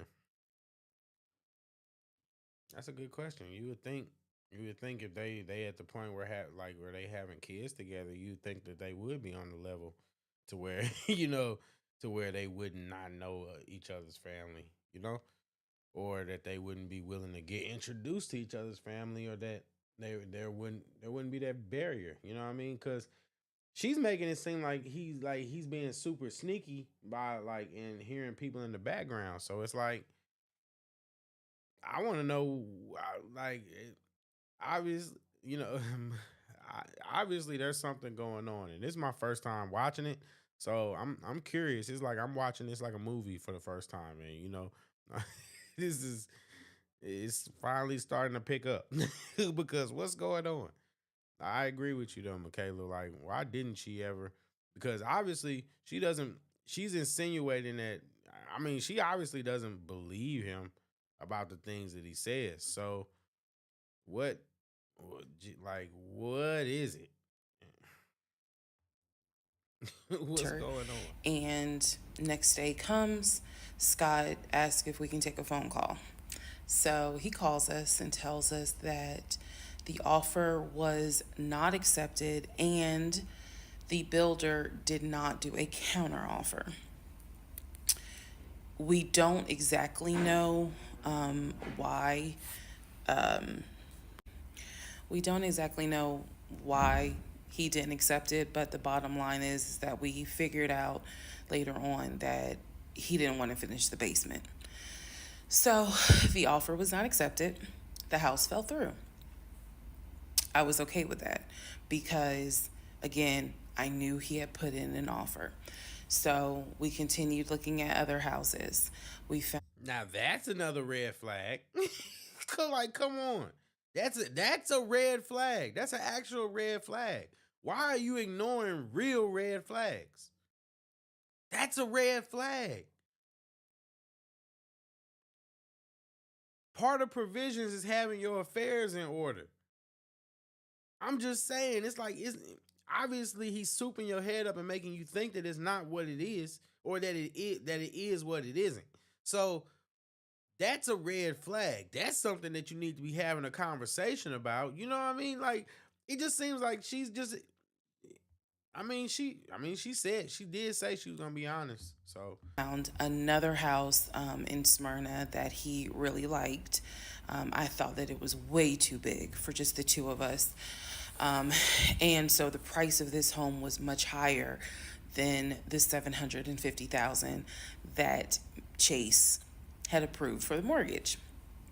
So what he explained to me was that he was willing to do the $750,000 mortgage, and he was also willing to put a significant amount of the money in savings on the house, which meant that he was now comfortable going from $750,000 up to about $900,000. Again, his whole explanation was, I have the money where I can put down a substantial down payment, bring down the price of the home, and then basically mortgage the rest of it. But So he wasn't approved for a house for $600,000. But y'all are gonna go after a house for $9. That was now the plan. I was not comfortable with a home over $900,000. But again, keep in mind, I saw the Chase paperwork. So I was like, I just feel more comfortable sticking at the $750,000 mark. That's what you were approved for. Let's go with that. By this point, this is now fall of 2020. We had been talking about marriage. I had my ring. He had made VP at the company. And again, he was calling me every day from work. I need to kind of explain how the company was ran, because when you think VP, you would think he would be in an office. It was a condiment company, so they actually were producing the condiments, and I'm not saying the name of the company on purpose, but they were producing the condiments in this particular plant location. So a lot of times he would simply tell me that he walked the floor, checking in with his subordinates, basically. Now, how did he go to work? For the most part, at this point, he left before I woke up. However, pretty much he wore dress pants, kind of like a dark navy blue cargo pant, and he had a polo shirt with the company logo on it. what I saw a lot of times is that he would not wear the polo shirt to work. He would wear like a company t-shirt. He would wear rubber sole shoes and the navy blue cargo pants. I didn't think it was a uniform, but it reminded me of what someone would wear when I worked at Amazon, if you're going to be doing manual labor. Right. He didn't go to work sloppy looking at all, but it definitely was not suit and tie. Nowhere near suit and tie. It is fair to note that outside of work, he was a man who he loved to dress. He loved to wear the latest Jordans. He loved to collect watches. He collected a lot of Invicta watches. He loved to collect hats. He wore hats, baseball caps everywhere because he didn't like the shape of his head. So in terms of how he dressed casual. What is the deal? Why? Why do you feel the need to tell everybody that he doesn't like the shape of his head, that he's insecure about the shape of his head? Like, come on, it's just cold. The man, he could dress. In terms of how he dressed for work, yeah, he didn't dress like a VP. But his excuse was, I'm constantly walking the production floor, and I can't be in a suit and tie walking the production floor where they're creating the condiments that we're selling. So by this point, again, this is fall. We're still looking at houses. We're still touring houses as much as we can because it is COVID. We had found another house that we really liked and a house that I really, truly wanted to put an offer in on. This was now going to be the second house that we put an offer on. He put in the asking price, I believe, was about $700,000. He put in under asking an offer for about $650,000. I'm guessing, but I'll try to find the house and put it on this and put it on the story. The reason that house fell through,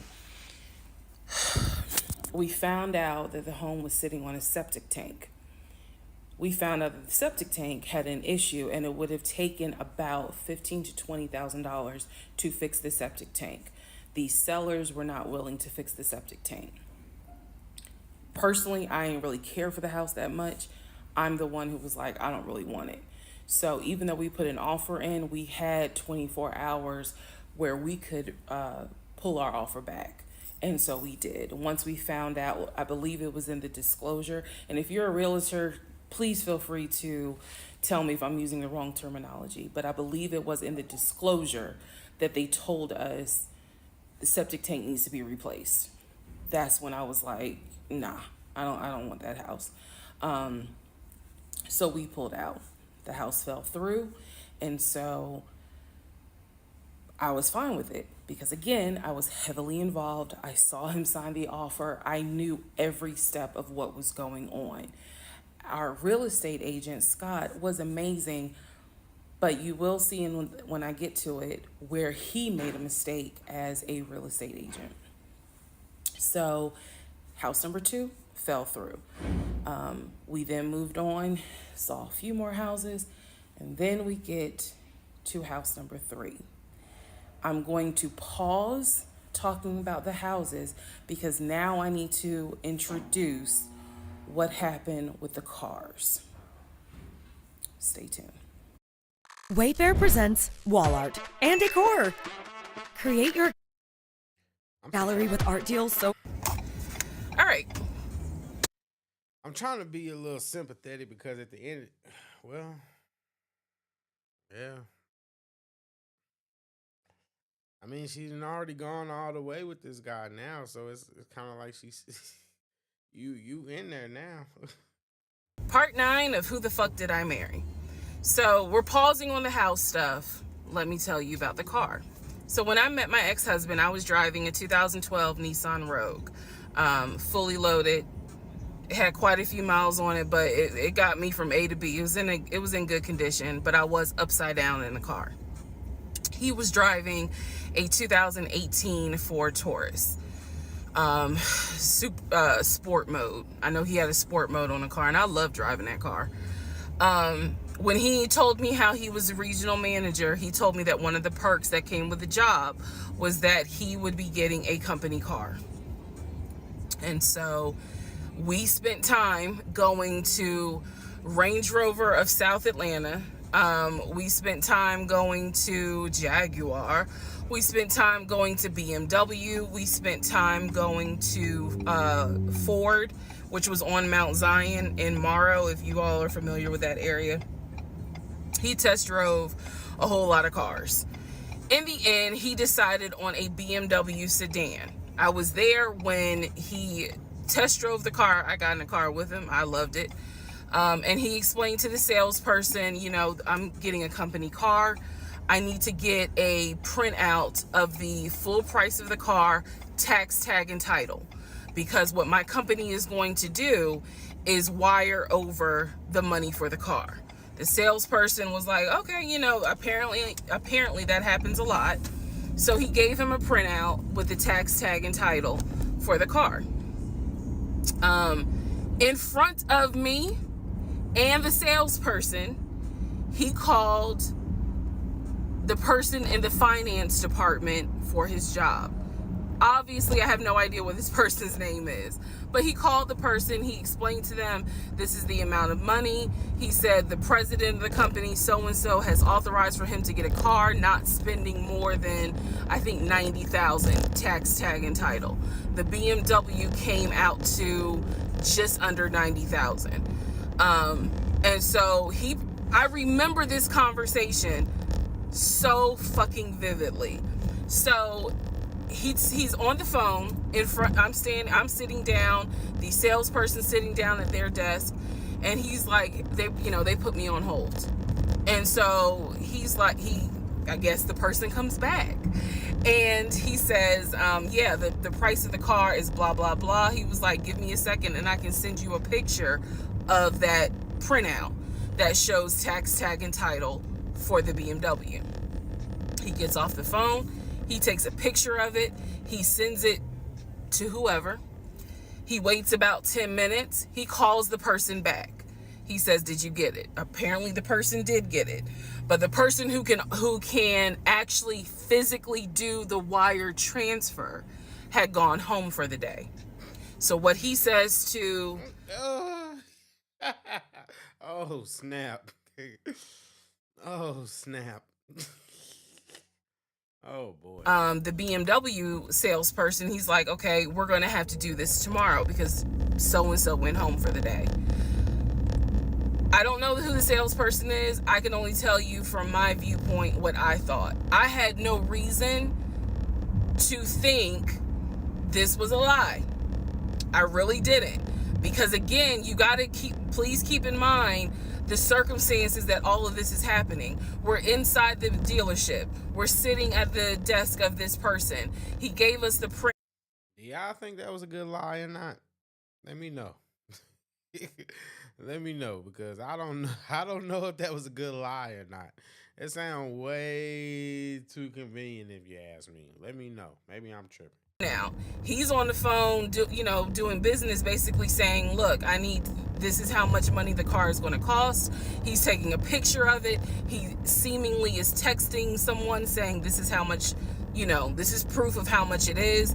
Then he asked. But Michaela says, but I thought he has $700K. That's what I would have thought to myself if I was her. Yeah, you would think, because if he has $700K in the bank, or at least a comparable amount of money, you would think that maybe he would just get it himself and then just have them reimburse him. It's possible. It's possible for businesses to do that. They just reimburse you for whatever you up the front. If you got it in your savings, just saying. Maybe I'm making that way too simple, but it is that simple. BMW salesperson, I need your wire transfer information. The guy got up, rushed over to, I guess, their finance area to get the bank wire information, because obviously you have to wire it a certain kind of way. Rushes back over, gives it to my ex-husband. My ex-husband's like, okay, first thing in the morning, we will get this wired over, and then, you know, I'll come and pick up the car. My fiance, me, will drive me up here to pick up the car. So we leave. He felt like, because at the time that this all happened, I was pregnant. So he felt like, look, we're about to have a baby. I don't want you driving that Nissan Rogue. I want to get you something. I want to get you something more secure, something new. I really wanted a Kia. I really wanted a Kia Telluride. And he was like, well, let's look at the warranty. This man knew a lot about cars. He knew a lot about the warranty. He knew a lot about the depreciation value. And so he did talk to me a lot about what will we get the most for our money. We test drove, when I say we, I test drove a Kia Telluride, a Kia Sorento. He didn't like either of those. He had me test drive a Ford Explorer. He didn't really care for that. Then came time where he really wanted me to get a BMW. He really wanted me to get a BMW X5. So he took me to Global BMW Import. Ain't you the one that's gonna be driving it though? I'm sorry, you know, they said I need to talk more proper in my videos. Isn't that the one that you said that you were gonna, or isn't that the one that you're gonna be driving though? If you're gonna be driving it, what does it matter what he say? I mean, you could take suggestions, I get that, but at the end of the day, you're going to be driving. And yes, good point. See, look at this. Look at this. Look at this. He's trying to finesse her. I'm just gonna be honest. He's trying to finesse her, because how you talk her from a Kia to a BMW? Like, what are you talking about? What he's doing now, he's trying to make her go above her means, and that's just ridiculous. That's just ridiculous. How do you go from a Kia to a BMW? Okay, let's say should have known something was up. I agree. I think he's finessing her. He's like finessing her. He's literally turning her life upside down, and she can't even see it. She can't even see it. He's turning her life upside down. Which, if you know anything about Atlanta, it's off of Cobb Parkway, but you can see it off the highway. I believe 285 is where you can see the Global Imports BMW dealership. He took me there. He had me test drive an X5, an X6. He also had me test drive I think I'm gonna get the numbers wrong, a 525, which was a sedan. I did not like that. I wanted an SUV. I loved driving the BMW. He also had me drive an M Series, test drive an M Series. So he was very adamant that I should get a BMW. The reason being is because, according to him, he had a BMW in California when he lived in San Diego. He had a BMW that he loved. It was a white BMW. He showed me pictures of the BMW. So he showed me pictures of this white BMW that he had, and unfortunately, the car got totaled about 2 months before he moved to Georgia. So he had received money, not a lot, but some money to get another car, and he used it to get the Ford Taurus, because he was like, I just need a car that's going to get me from A to B until I get into a house and I'm much more settled. For him, he was like, I'm really giving myself 60 days to get settled here in Georgia after moving from California. But then he met me. A new tribe is forming. Oh, there we are! What's happening? Again, that's the story. So wait. So he was trying to get her. So he was trying to get her to get a BMW because he wanted his BMW back.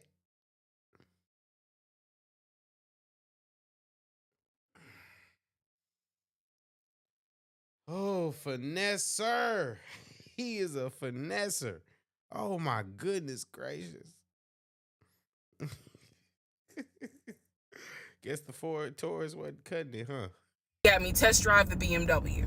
So much so, I loved the BMW. Loved it.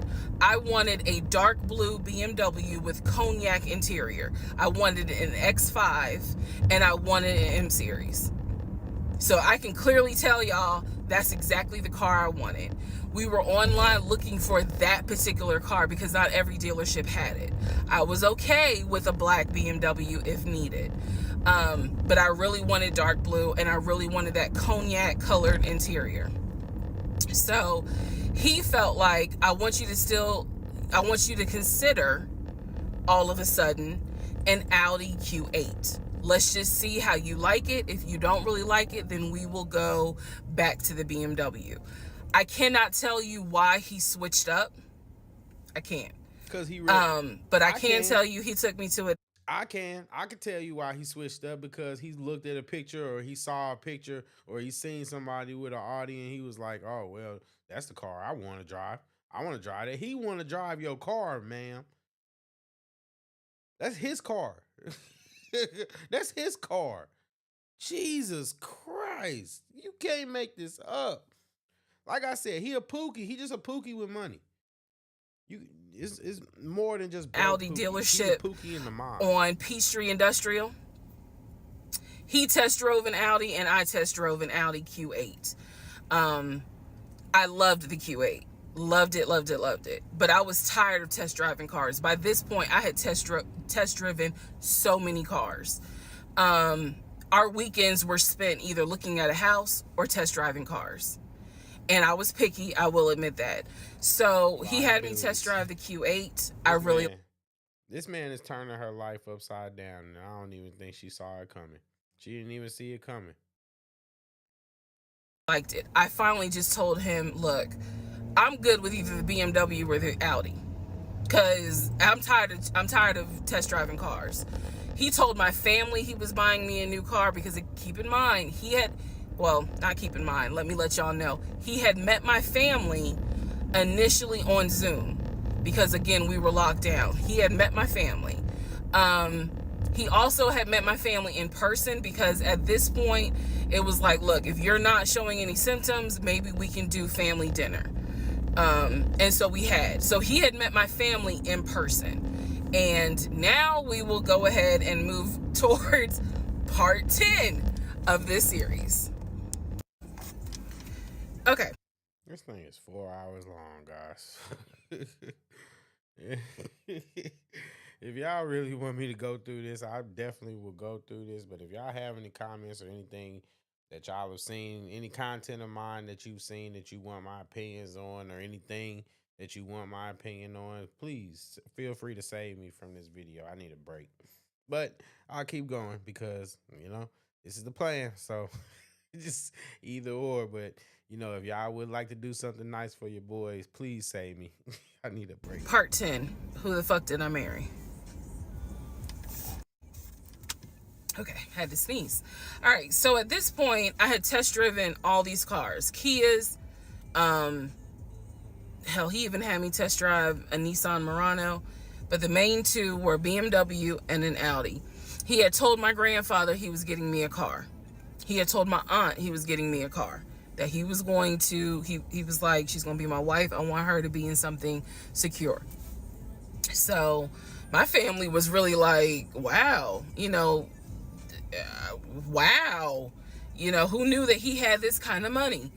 And so I hated the fact that he did that, because anytime he got around my family, here's another red flag to put in the United Nations of red flags. He would always talk about money, and he would always brag.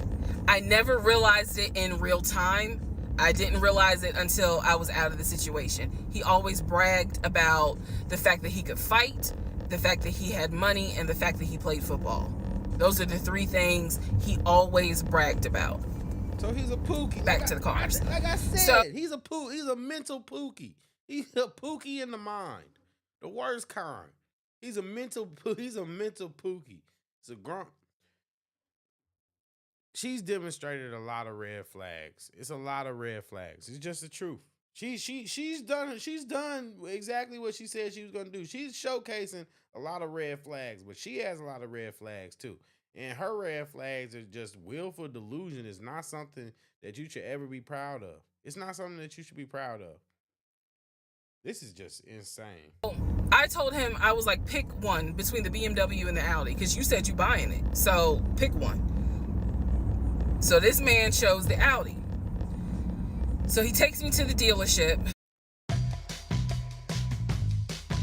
I've been using this for 8 months now, and honestly, I wanted a white Q8. He does the, give me the printout of how much it's going to cost, tax, tag, and title to get this Q8. Gentleman who's helping us gives him the printout. He's saying he's going to pay this money for the car out of the savings account that's offshore. That's the story. That's what he's saying.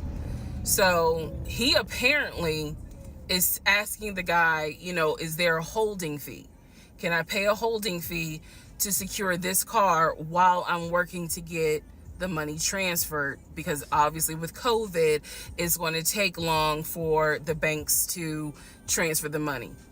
Side note, I need everyone to understand, one of the reasons why he was able to get away with the stuff he got away with is because we were on lockdown.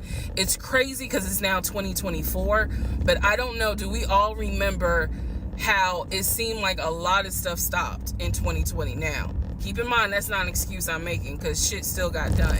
But in terms of business as usual just was not happening in 2020 at this time. So when he's saying, oh, it's going to take a while for the bank to transfer the money, the gentleman who was working at Audi he didn't make a face. He didn't blink. He was like, I know it's going to take a while because of COVID. So basically what ends up happening is we leave. He has the printout. He calls the bank, or he calls his financial advisor, who does have a name. The financial advisor's name is Eric. I feel comfortable using certain people's names, especially if we find out they didn't exist. So he calls Eric. He tells Eric in front of me, hey, I need to transfer $72,526, whatever the amount was, because I'm buying a car for my fiance. This is the bank account information. Do you need me to give it to you over the phone, or do you need me to email it to you? Pause. I can't hear what the person's saying, but that's what he would do. Do you need me to give it to you over the phone, or can I email it to you? Okay. All right, give me a few minutes and I'll go ahead and email it to you. All right, let me know. I'll call you back to find out if you received it. Okay, hang up. This guy is one of those people that sit there and have people he got on speed dial just for the purpose of faking phone conversations. Somebody get this man phone records and see if he wasn't texting people. Hey, listen, I need you to pretend like you a realtor. I need you to pretend like you was such and such. I need you to pretend like you was such and such. I wonder if he was doing that because, whew. So I'm hearing this because, again, I'm not paying attention to, did I hear anybody on the other phone? Did I hear anybody on the other end? So he proceeds to type up an email, type up something, telling him this is the information that we need. I didn't think anything of it. He called me at work the next day to tell me that the money was sent to Audi, that he called Audi and he confirmed with Audi that they received the money. What he told me is that the car is going to be delivered to the house. Y'all, it's not that I lived in the hood, because I didn't. But I did not live in an area of Clayton County where you would have a brand new Audi delivered to your house. So I remember saying to him, I don't want that car delivered to the house, not yet, because I need to put that car in the garage. And my niece. Do a little intermission. I'll be right back, guys. Be right back. I promise.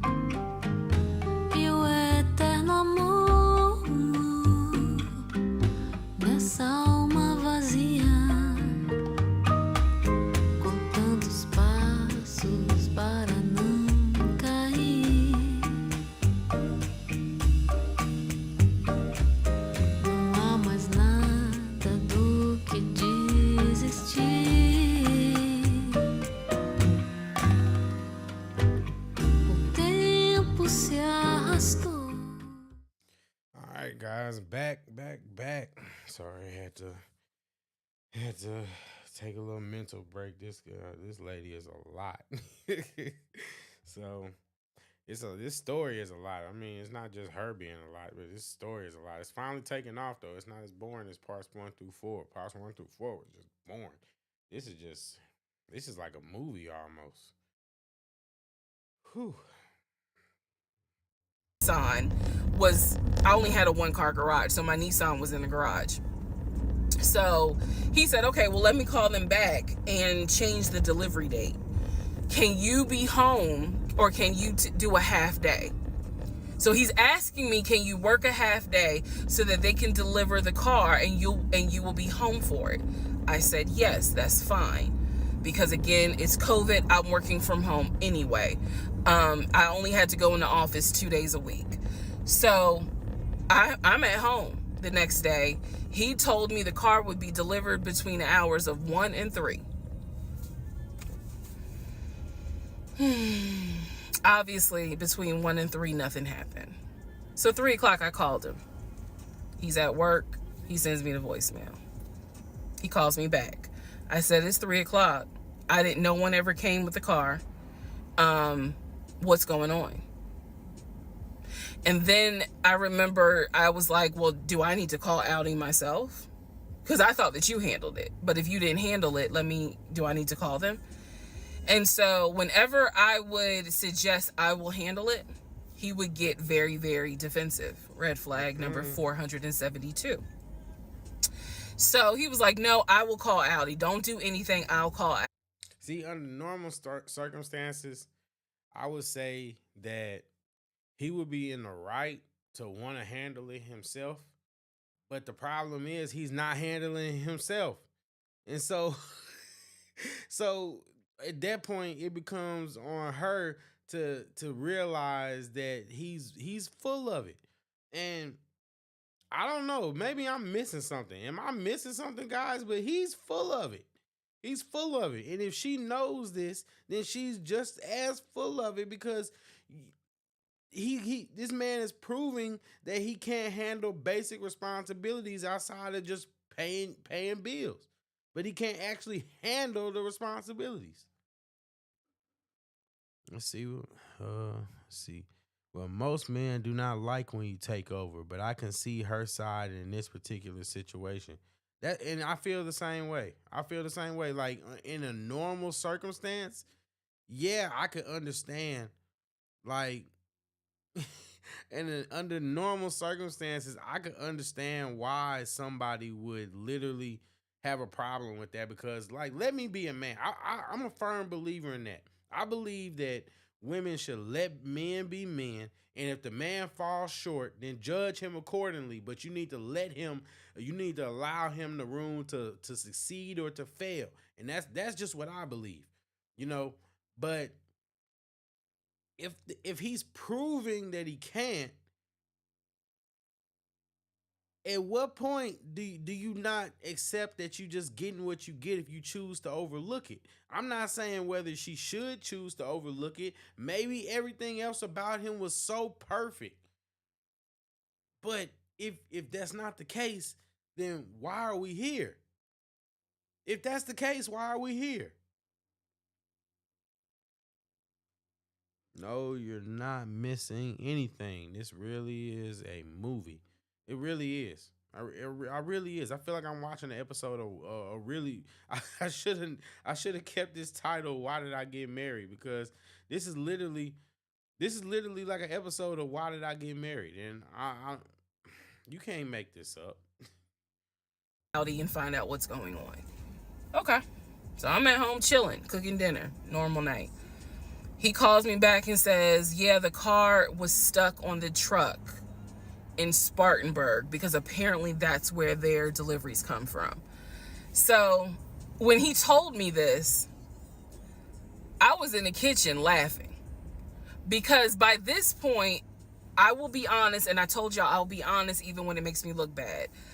I was guilty of, on one hand, I believed him, and on the other hand, I was like, let me see what lie he come up with. Let me just see. But keep in mind, my brain was really like not rationalizing, not comprehending how deep the lie was. I just thought that no one told him the car was going to be delivered, and he made that up. I had no idea how deep the lie went. So he said, you know, the car's in Spartanburg. It should be delivered this weekend. The weekend came, he had a whole other excuse. I don't remember what the exact excuse was as to why the car was never delivered. I do remember we got into an argument, and I was like, don't even worry about it. I'm gonna get a new car my damn self. I don't even need your help. Which is probably one of the worst things you can tell a narcissist, because they love to be the hero, you know. It's all about them. But I was like, don't even worry. In that situation, she should have told him, don't worry about it. That's a situation where that's a situation where, I mean, he's proving you that he can't do the things that he says. He can't keep his word. He can't follow through with his commitments. He's not getting approved for these houses because chances are he probably doesn't have it. Let's just be honest. He probably doesn't have it. He's probably souping your head up. You getting lost in the sauce. He probably got just enough. But he didn't. I mean, think about it. The studio apartment, the Ford Taurus, the Ford Taurus, all these different components. The not getting approved for a new house. All these things. Not once, but twice. And I'm not saying that it can't happen, because we all know that getting houses is not some easy thing. But I'm just saying though, this man, you already in your mind know that he's not honest. You know that he's not honest, so you already expected him to lie. So everything that y'all do is doomed from the get-go.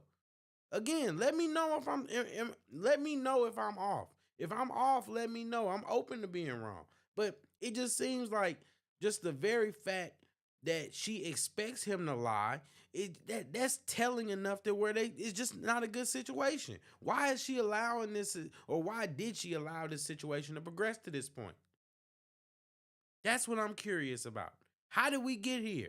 How do we get all the way here with all these red flags that you yourself can point out and admit and take accountability for them being red flags? How did we get to where we are? About it. I'll get when I have the money to get a car myself, I'll do it. I don't want to hear anything else about a new car. I don't want to hear shit else about a car. Because at this point, I was spending way too much time trying to figure out, are we getting a car? Are we getting a house? Like, what the fuck is going on? Think about it. About it. This woman was going to get her a car. She knew what car she wanted.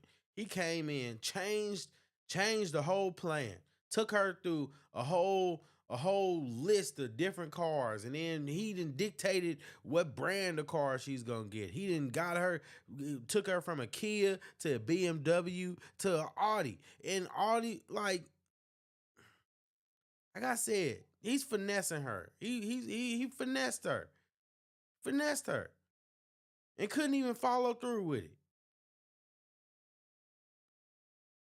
But he's tall, he's handsome, right? He's tall, he's handsome, he pays all your bills, right?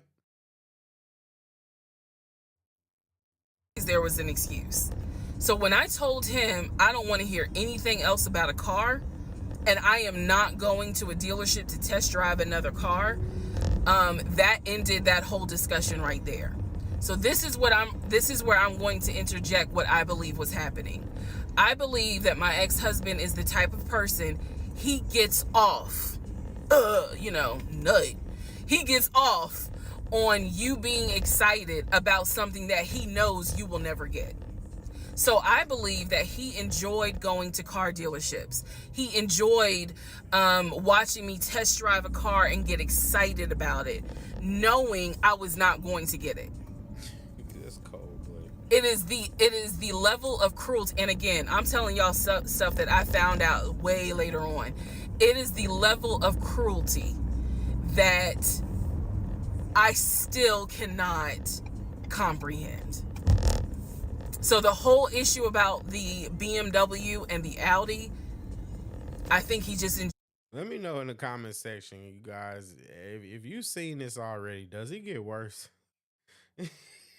Does it get worse? Because it's already pretty bad, and I'm expecting it to get worse. So let me know.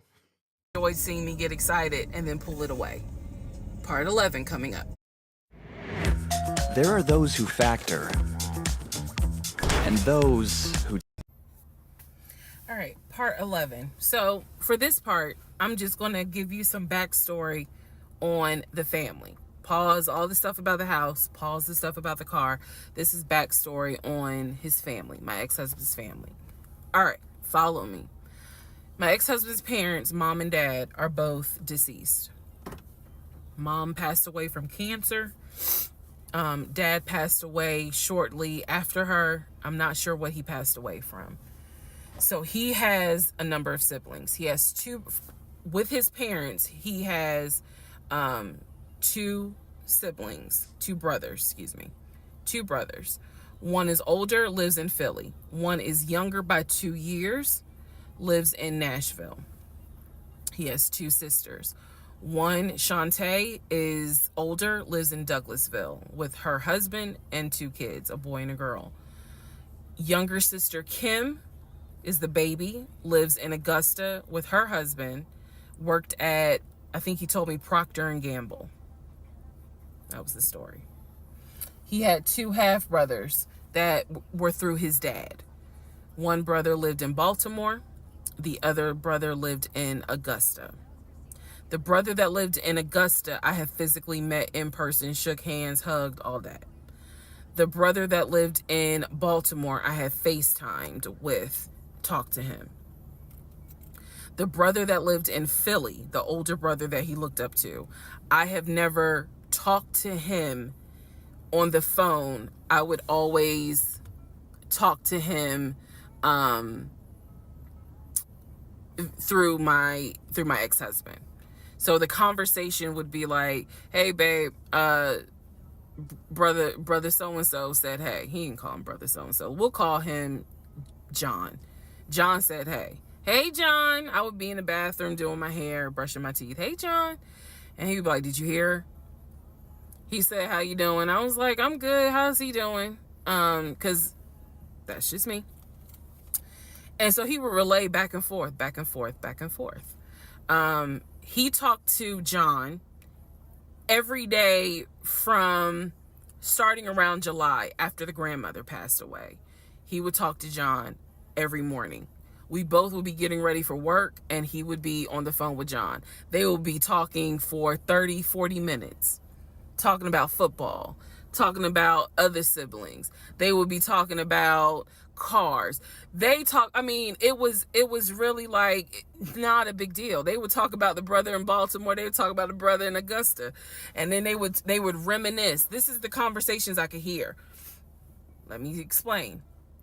When I say I can hear a conversation, what that means is I am physically standing near him or next to him where I could hear him with the phone up to his ear talking to someone, because it wasn't me. Okay?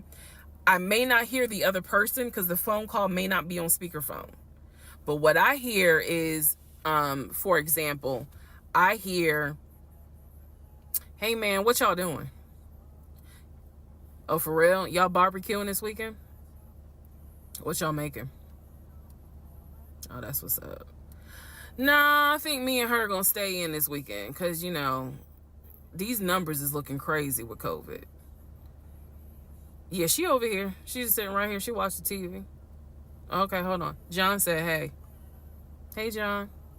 You heard her? Okay. All right, bruh. I just wanted to check in on you. That's the type of conversation I'm explaining. Okay, so I hope that gives a little more clarity about the type of conversations I'm hearing. So, I don't know why this light keeps going out. Okay, so that's how he would talk to his siblings. The grandmother passed away. He called me around April or May and told me. Like I said, guys, I'll keep reviewing this video and keep going. It's a lot to go though, but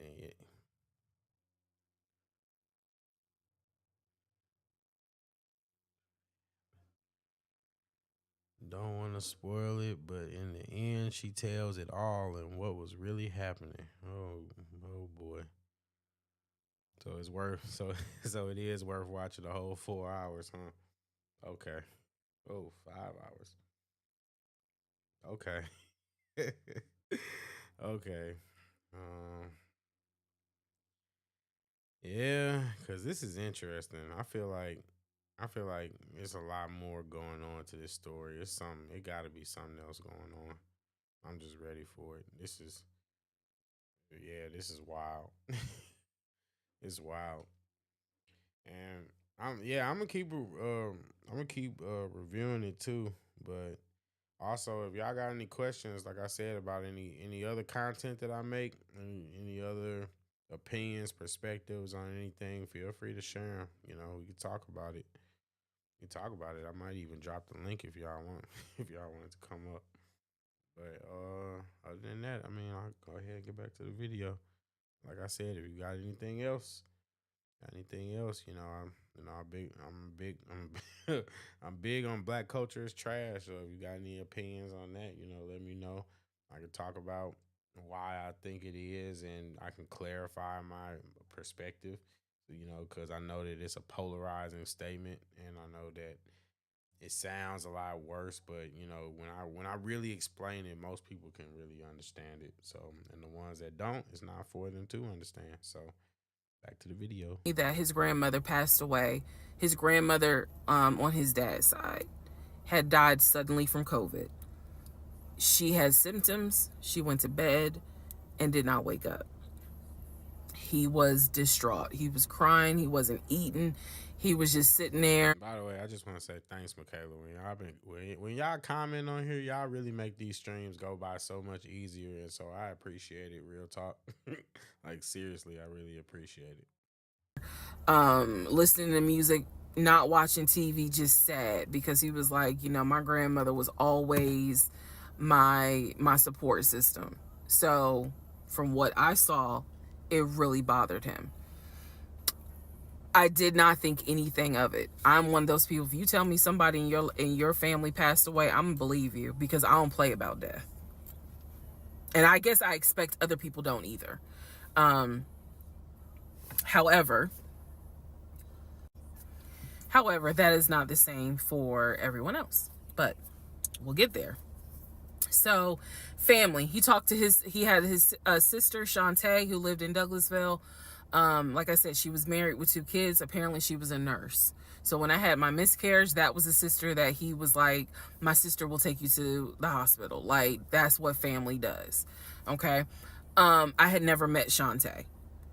I've been on the phone, I've been around him when he was on the phone with Shantae. Never heard her part of the conversation. But he would be talking to his sister. That's what he said. That's what it sounded like too. Now, what is interesting is that we lived maybe 35, 40 minutes away from Douglasville. So there were plenty of times that he had invited me to go with him to his sister's house. Okay, let me tell you how this would always work out. Hey guys, let me know in the comment section. Do you think that she's wrong for allowing all this to go on, knowing what kind of guy she's dealing with? She's had enough red flags that something should have been going off in the back of her mind. So I'm just curious. Do you think she's in the wrong for allowing this to go on as long as she has? Total times he invited me was probably 3 times for different barbecues or whatnot. The first time he invited me, I was like, nah, I ain't going, because again, COVID. And she's a nurse. Hell no. The second time he was like, yeah, she invited us, but I don't think we should go because COVID. No. The third time I agreed to go. I was like, absolutely, I'll go meet your sister. Like, that'd be great. On our way to her house, to Douglasville, to go see the sister, apparently he got a phone call. The phone was always like on vibrate, but he got a phone call, and he told me that something came up, and so she had to cancel the barbecue, the get together, whatever. And so I was just like, oh man, okay, well, hopefully we can go another time. It didn't happen close enough for me to have red flags, if that makes sense. But at this point, as y'all probably like, girl, you so blind.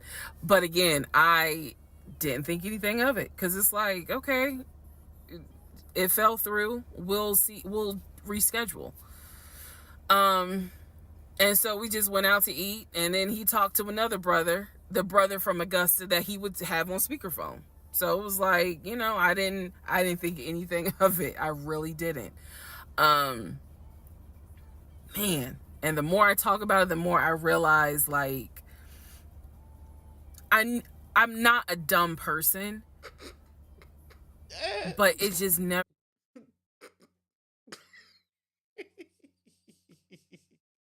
I'm glad. At least she has some sense of self accountability. Never dawned on me the things that you have to now investigate.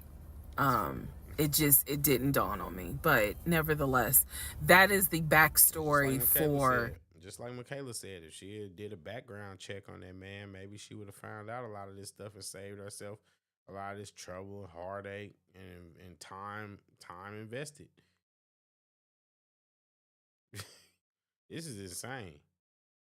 This is insane. And just the fact that she's willing to put up with it, it's sad. His family, right? Grandmother passed away. 3 weeks later, he called me and told me his uncle had passed away from COVID. The uncle had tested positive, had to go into the hospital, and he died. It was a bit of a red flag. It was a bit of a red flag, but like I said, I don't play about death. So I was just like, wow. Because of these two deaths, he became a stickler about COVID. And when I mean a stickler, wear your mask, wear gloves, hand sanitize, wash your hands. Like, he was annoying about making sure neither one of us caught COVID.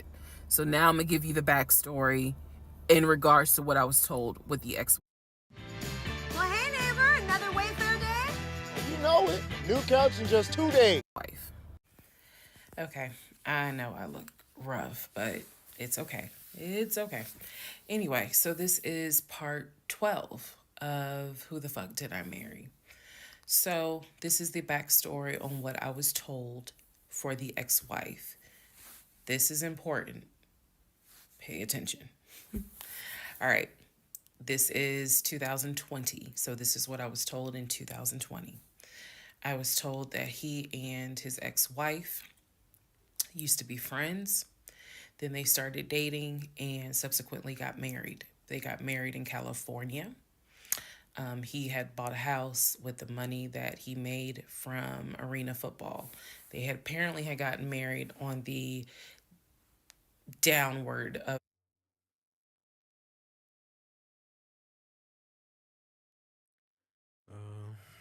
Let's see.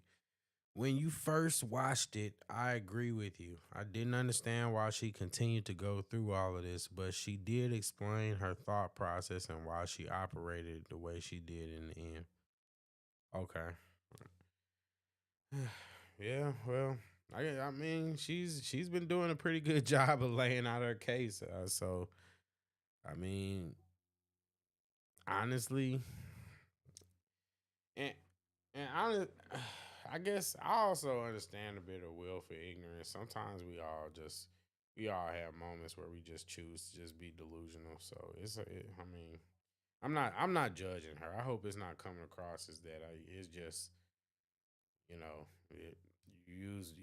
we're using these moments to teach people so that other people don't go through the same situation, the same circumstance. And I don't want that for people. That's just me. I appreciate your comment.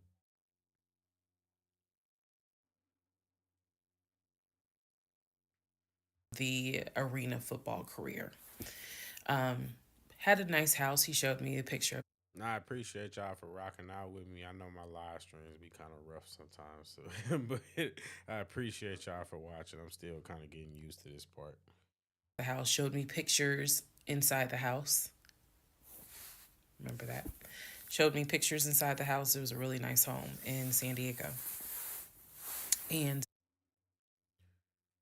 Kayla says, I guess my question would be, if this relationship ended a couple years ago, why is she just now saying something about this? Just curious, not judging. Yeah, that's a great question. That's a great question. Maybe maybe she just, I think sometimes some people, they just, when they feel like they have so much bottled up of their truth, they feel like they have to share their truth, and it just so happens that, I guess, maybe because if you really think about it, we're in an era now where everybody's going viral about something. Everybody's getting on social media, they're telling their story, and they're going viral for it. So maybe it's just that simple, that she was just looking for a moment to go viral. And she got it, apparently. Apparently she got that viral moment that she was looking for. But I mean, I don't know. I don't want to judge her conviction or what made her do it for sure. But I just know that it's not uncommon in today's culture, because everybody's looking for a moment trying to go viral. Everybody is.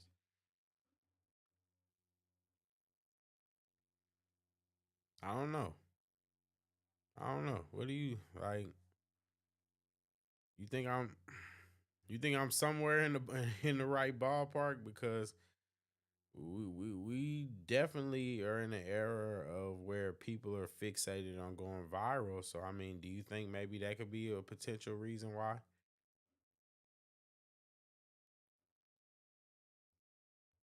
um, basically what happened was that he came home from work early one day, and I have the hiccup, sorry. Came home early from work one day, and his wife was sleeping with another man. The man was in the house. He and the man get into it. Her son, who is about 17 years old in 2020, she had two kids, a daughter and a son. The son apparently was on his way home from school when my ex-husband found his previous wife in bed with another man. So, Whew, boy, that is rough. I actually, like, that's one thing that I'd be really nervous about. I would just hate to actually come home and find another man banging your wife. Oh my God, that's rough. Kayla says, makes sense actually. Yeah, I mean, it's just my thoughts and my opinion. I'm not sure. I'm not sure, because I can't speak to her motivations. I just know that everybody's trying to get a viral moment. So it's like it's a very likely chance. I tend, when I make decisions, or when I'm choosing things, I tend to just go off of Occam's razor, and that's the idea that when faced with two choices, the choice with least resistance is more likely to be true. And I think it's just as simple as, just she was everybody everybody can go viral now. So because everybody can go viral now, she probably was thinking like, well, shoot, I can tell my story and go viral too, because that's what everybody's doing now. Everybody's exposing everybody. You can't even, it's hard to even approach women nowadays without worrying about getting me too'd or exposed. So that's just that's just what that's just my take. I mean, I could be off though. I could really be off.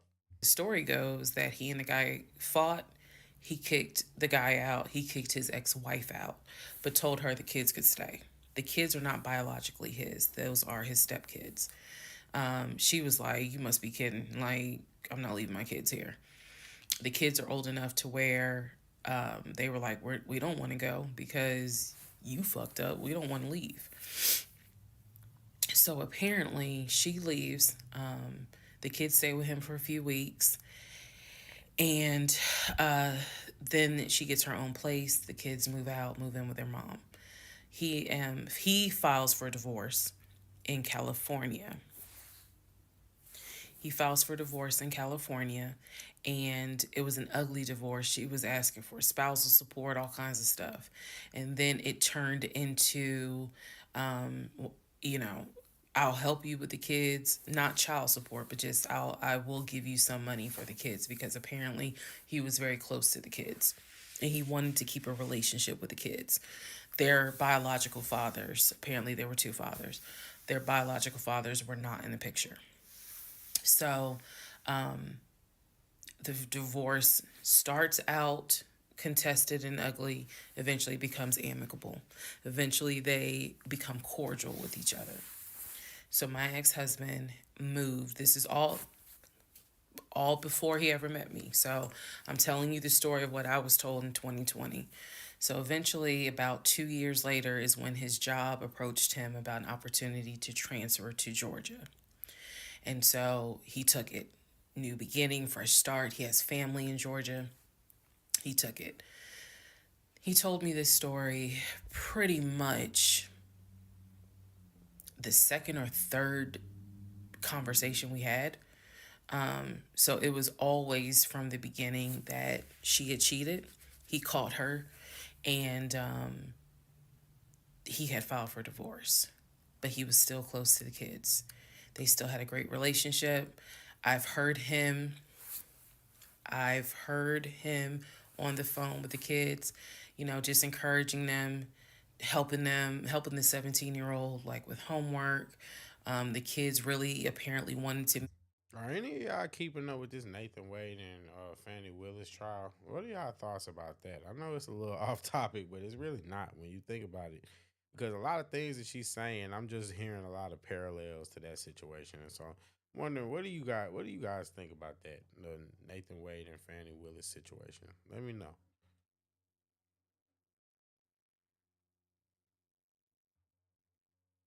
Meet me, and I was fine with that. He would send them money, you know, if they needed something, because he loved the kids as if they were his own.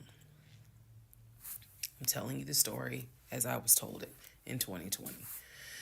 So let's see, around April or May of 2020, he informs me that his ex-wife has moved to Georgia. Apparently she's staying with her sister in Gwinnett County. So she has moved to Georgia. The two kids are now in Georgia.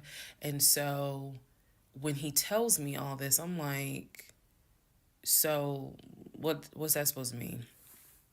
Now, I will say this. He never made it seem as if she wants him back. He never presented that. It was always, no, you know, we're cool for the kids. We're cool for the kids. But he's never presented that she was trying to get him back. I feel like it's fair to her for me to say that. And again, stay with me. It all comes out. But that was the backstory in regards to the ex-wife, that they got married in California, they divorced in California, and then she eventually moved to Georgia, to Gwinnett County, after he had transferred to Georgia for his job. He did tell me that, you know, every now and then he'll get a text message from her.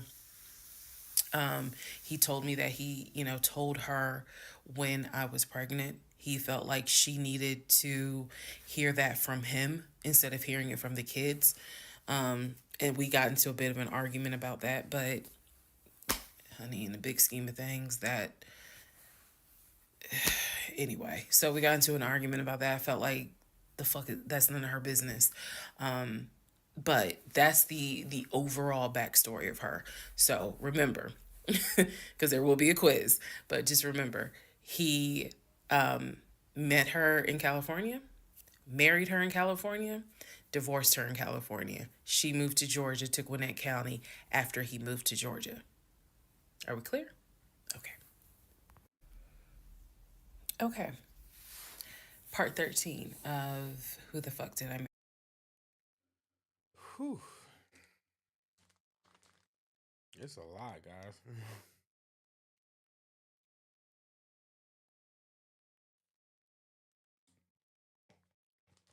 That's a lot. And I'm gonna just take a minute to just really, really just recap my takeaways from this situation, because what we have here is this man has basically proven that he can't follow through and he can't take care of the basic things that a man should do if they're in their position. I don't I don't understand. I don't under, I don't understand. Like I don't understand it. I don't understand it. And honestly, I want to hear y'all opinion on what you've heard so far, because I I think that she's brave for taking the accountability that she is. I think that you can't argue with that. And I mean, I'm gonna get back to the video in a second, but it's just like we really need to just look at that, because it's a lot. It's like, why is it that people are so willing to go through all this nonsense for people that aren't worth it? Why are you willing to get to go through this?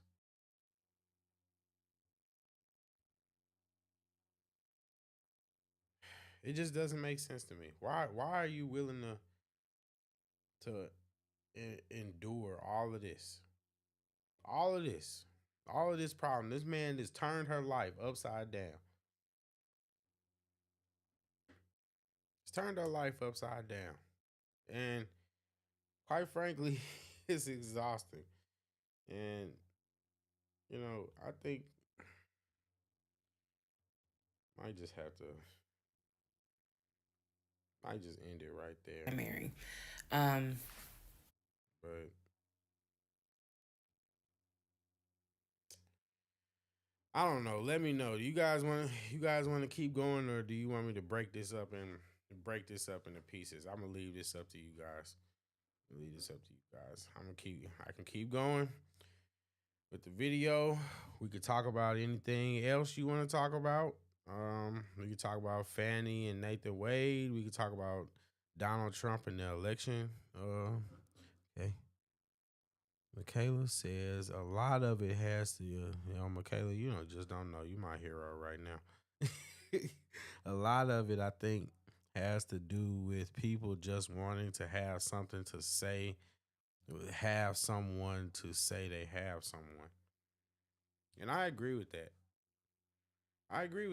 And I'm, I personally, I personally can relate to that, because I know I made a video earlier where I was talking about how it's hard. It's hard having traditional values, especially now. And like, look at this woman, and you listen to her talk, and she appears to have traditional values. She just got caught up in a situation with a guy that basically pulled her out of herself, and she didn't. This is what I'm talking about when I ask what the black culture really stands for, because what did she stand for? What was she standing for? And I don't believe and accept that we as a culture have to accept a bare minimum, especially when we're in last place. We can't afford to be making these stupid, reckless decisions with things like the partners that we choose, right? And I think the criteria is just so much. And I want to hear y'all opinions on this too, because especially you, Michaela, because you, like, as a woman, like, how do you feel? Because I know, like, dating for a guy is hard, and you can be like, unless you within like a certain demographic. And so I feel like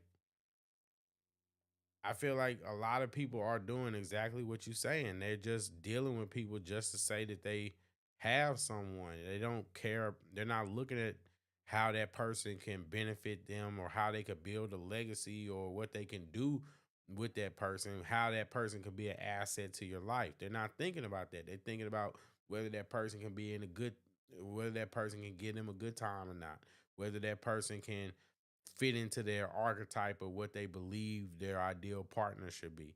And I don't think that that has been leading because they've been trying it. I don't think that that's been leading to better results. That's just my opinion, though. That's just my opinion. I could be off. I could be off, but I think you're absolutely right. A lot of people do just they just want to have someone just to have someone instead of looking for someone that's an asset to their life or that makes their life better. The person you deal with should make your life better, right? Just because you're a man and I believe I don't believe in 50-50. I believe that men should take care of responsibilities as far as like the house, provide, protect, provide, all that kind of stuff. It's all part of the job description. I don't I don't think that men are the only ones who are supposed to be an asset to a woman's life. Women can be some of the biggest assets ever because they can genuinely make your life better. That's why I said earlier, men can live alone. They don't need women to necessarily survive, but the quality of life without women is so bad that is it worth living? Is it worth living? And the bar is set so low, especially in the black community, but it's really a Western problem. The bar is set so low that we can't we like we can't even have standards. And that's the thing. It's like even when you get women that do have standards, there are women that just have standards and they aren't even gold diggers. It's not even that what they require is wrong because it's the basics. But do I think that it's always handled the right way? Absolutely not.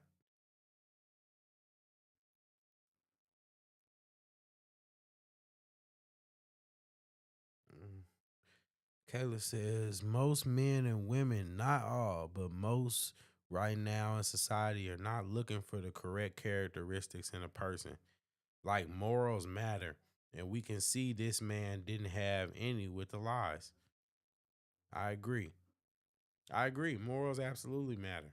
Character matters. Integrity matters. And these are things that you notice with her in with her and this man. Nothing that she said, she didn't say anything about his character before she was head over heels for him. She was head over heels without knowing what kind of man he was. Now she's stuck in a situation where she almost has to deal with it because she had a baby. She had a baby. She was pregnant by the man, so she felt like she had to deal with it. They were linked and connected. But most men and women, they're not looking for a lot of people aren't even really looking for mates. They're not even looking for life partners like spouses and all that kind of stuff. They just looking for a good time. And so a lot of people, if it happens, it happens. But that's what I blame a lot of it on 304 culture because that's what's celebrated. Hookup culture, all those types of things. This is celebrated to be promiscuous, to be, you know what I mean, to be loose. That's what's celebrated, and I'm not rocking with it. I'm not rocking with it, and I don't think that it has to be that way either. I don't think that it has to be that way. But back to back to the topic and the point, and it's just you can see, you can tell when people have morals and when they don't. And at the end of the day, if you choose to move forward with a person that lacks integrity, you can't be mad at your results because he doesn't have integrity. Men can look at other men and tell when their men don't have integrity. Hookup culture is so big in the black community and it's so trash. And I agree. I agree. I'm not gonna sit up here and pretend to be perfect or anything like that, but hookup culture in itself, the idea is just it's so trash and it's detrimental to the community because guess what? Right now, obviously people don't know how to handle it. So it's destroying the family. If there were just a group of people that were doing that, then people wouldn't be so outraged by it. But it's the fact that we're in last place. We have a terrible family structure, and we got people like Umar Johnson telling us that we need to be looking after other men's seed. Well, guess what? If we if we started shaming if we started shaming the people that are doing the things that are destructive to the community, making the community look bad, shaming things like hookup culture, like 304 culture, like this fast self-serving lack of value for human life. If we started shaming those people, maybe a lot of this stuff will go away because guess what? They don't have a problem shaming you for being traditional. They don't have a problem shaming you for not going along with the grain. They don't have a problem shaming you, calling you a sellout because you break away from the matrix that is black culture. And it's just insane because people act, and then when babies come, then they sit up and act like, oh my God, I can't believe this happening. You know what I mean? I can't believe this happened. Oh, it was a mistake. Now all these kids walking around just mistake babies. Mistake babies. And I'm just saying, it's just trash. It's just why is it so wrong to embrace having families? Why when did that become weird? When did it become weird to have a family, to start a family, to aspire to start a family? I hear women getting shamed because they want to get married and start families. I see people getting shamed because they haven't had children out of wedlock or they haven't had children yet because they're waiting for the right way to bring children into the world.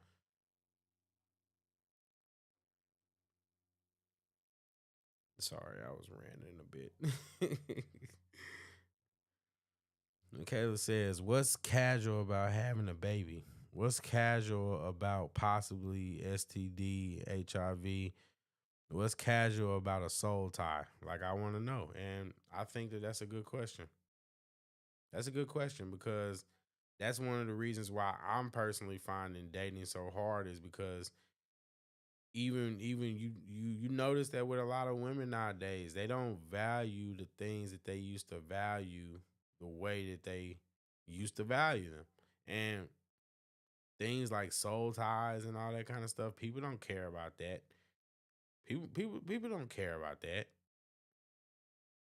The babies, I mean, people obviously don't care about that.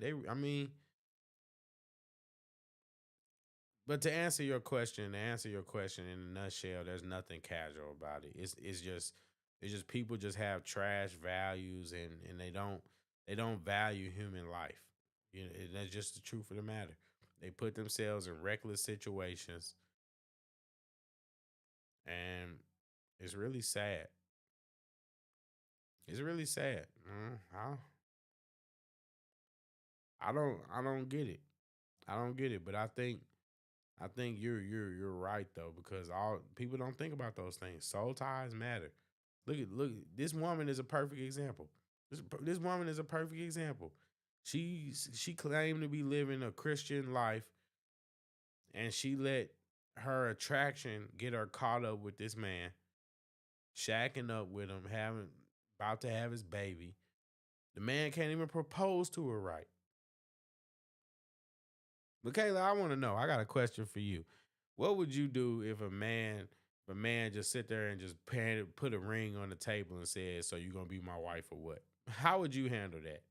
Let me know. Because that's insane. I couldn't imagine. I couldn't imagine.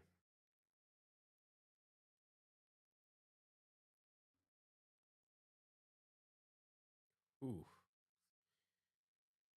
Some people just accept just the bottom of the barrel. That's why I say, I mean, dude can have money all he want, but he's still a pookie at heart. He's still a pookie at heart. He just got money. He's just a pookie with money. So I've kind of given you. Yeah, I'm gonna give this video a rest though.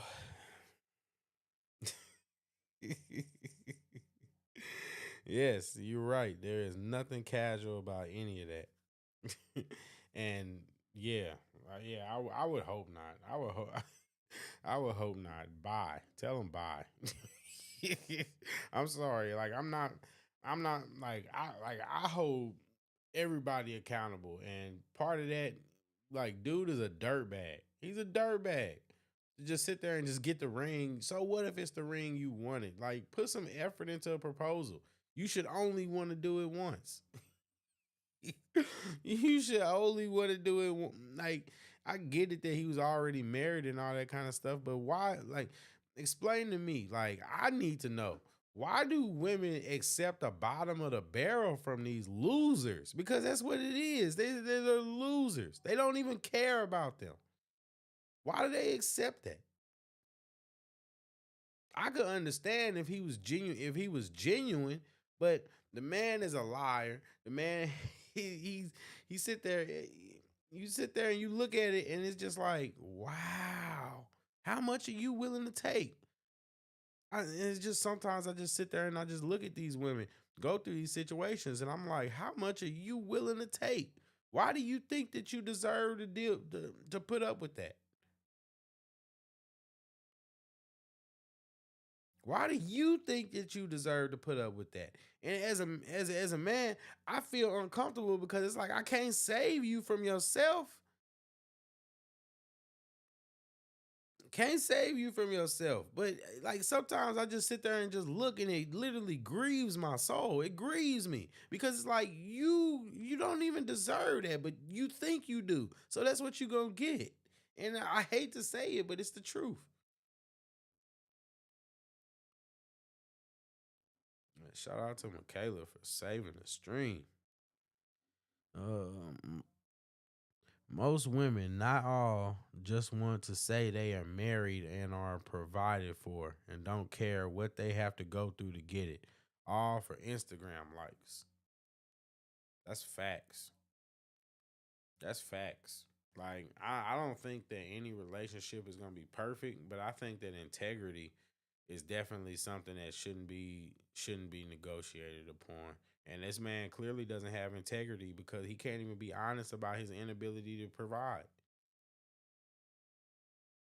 It's so many women that put up with men that can't provide, and it's like, why are you lying about it? You obviously can do enough. You've been doing enough. Why you gotta lie about what you can do and what you can't do? That's just my thought.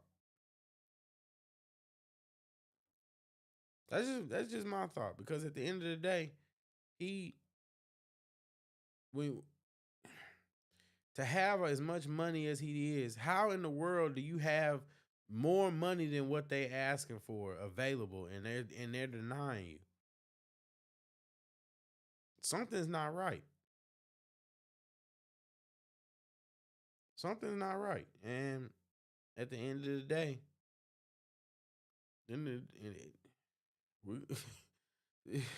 that lady obviously found out, but she ignored all the red flags. She didn't have to go through that. She didn't have to go through that.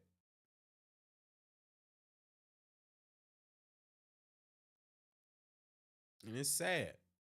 It's sad. Like I said, I'm not that guy that just sit there and just want to poke fun at women for going through these situations. You know what I mean? I use it as a teachable moment, but I don't enjoy the fact that she going through that or that she went through that. And I don't enjoy the fact that it's men out there that make the rest of us look bad by their crappy behavior. I don't enjoy that.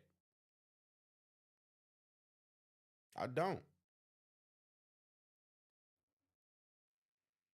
I truly don't. And it's sad. It's really sad.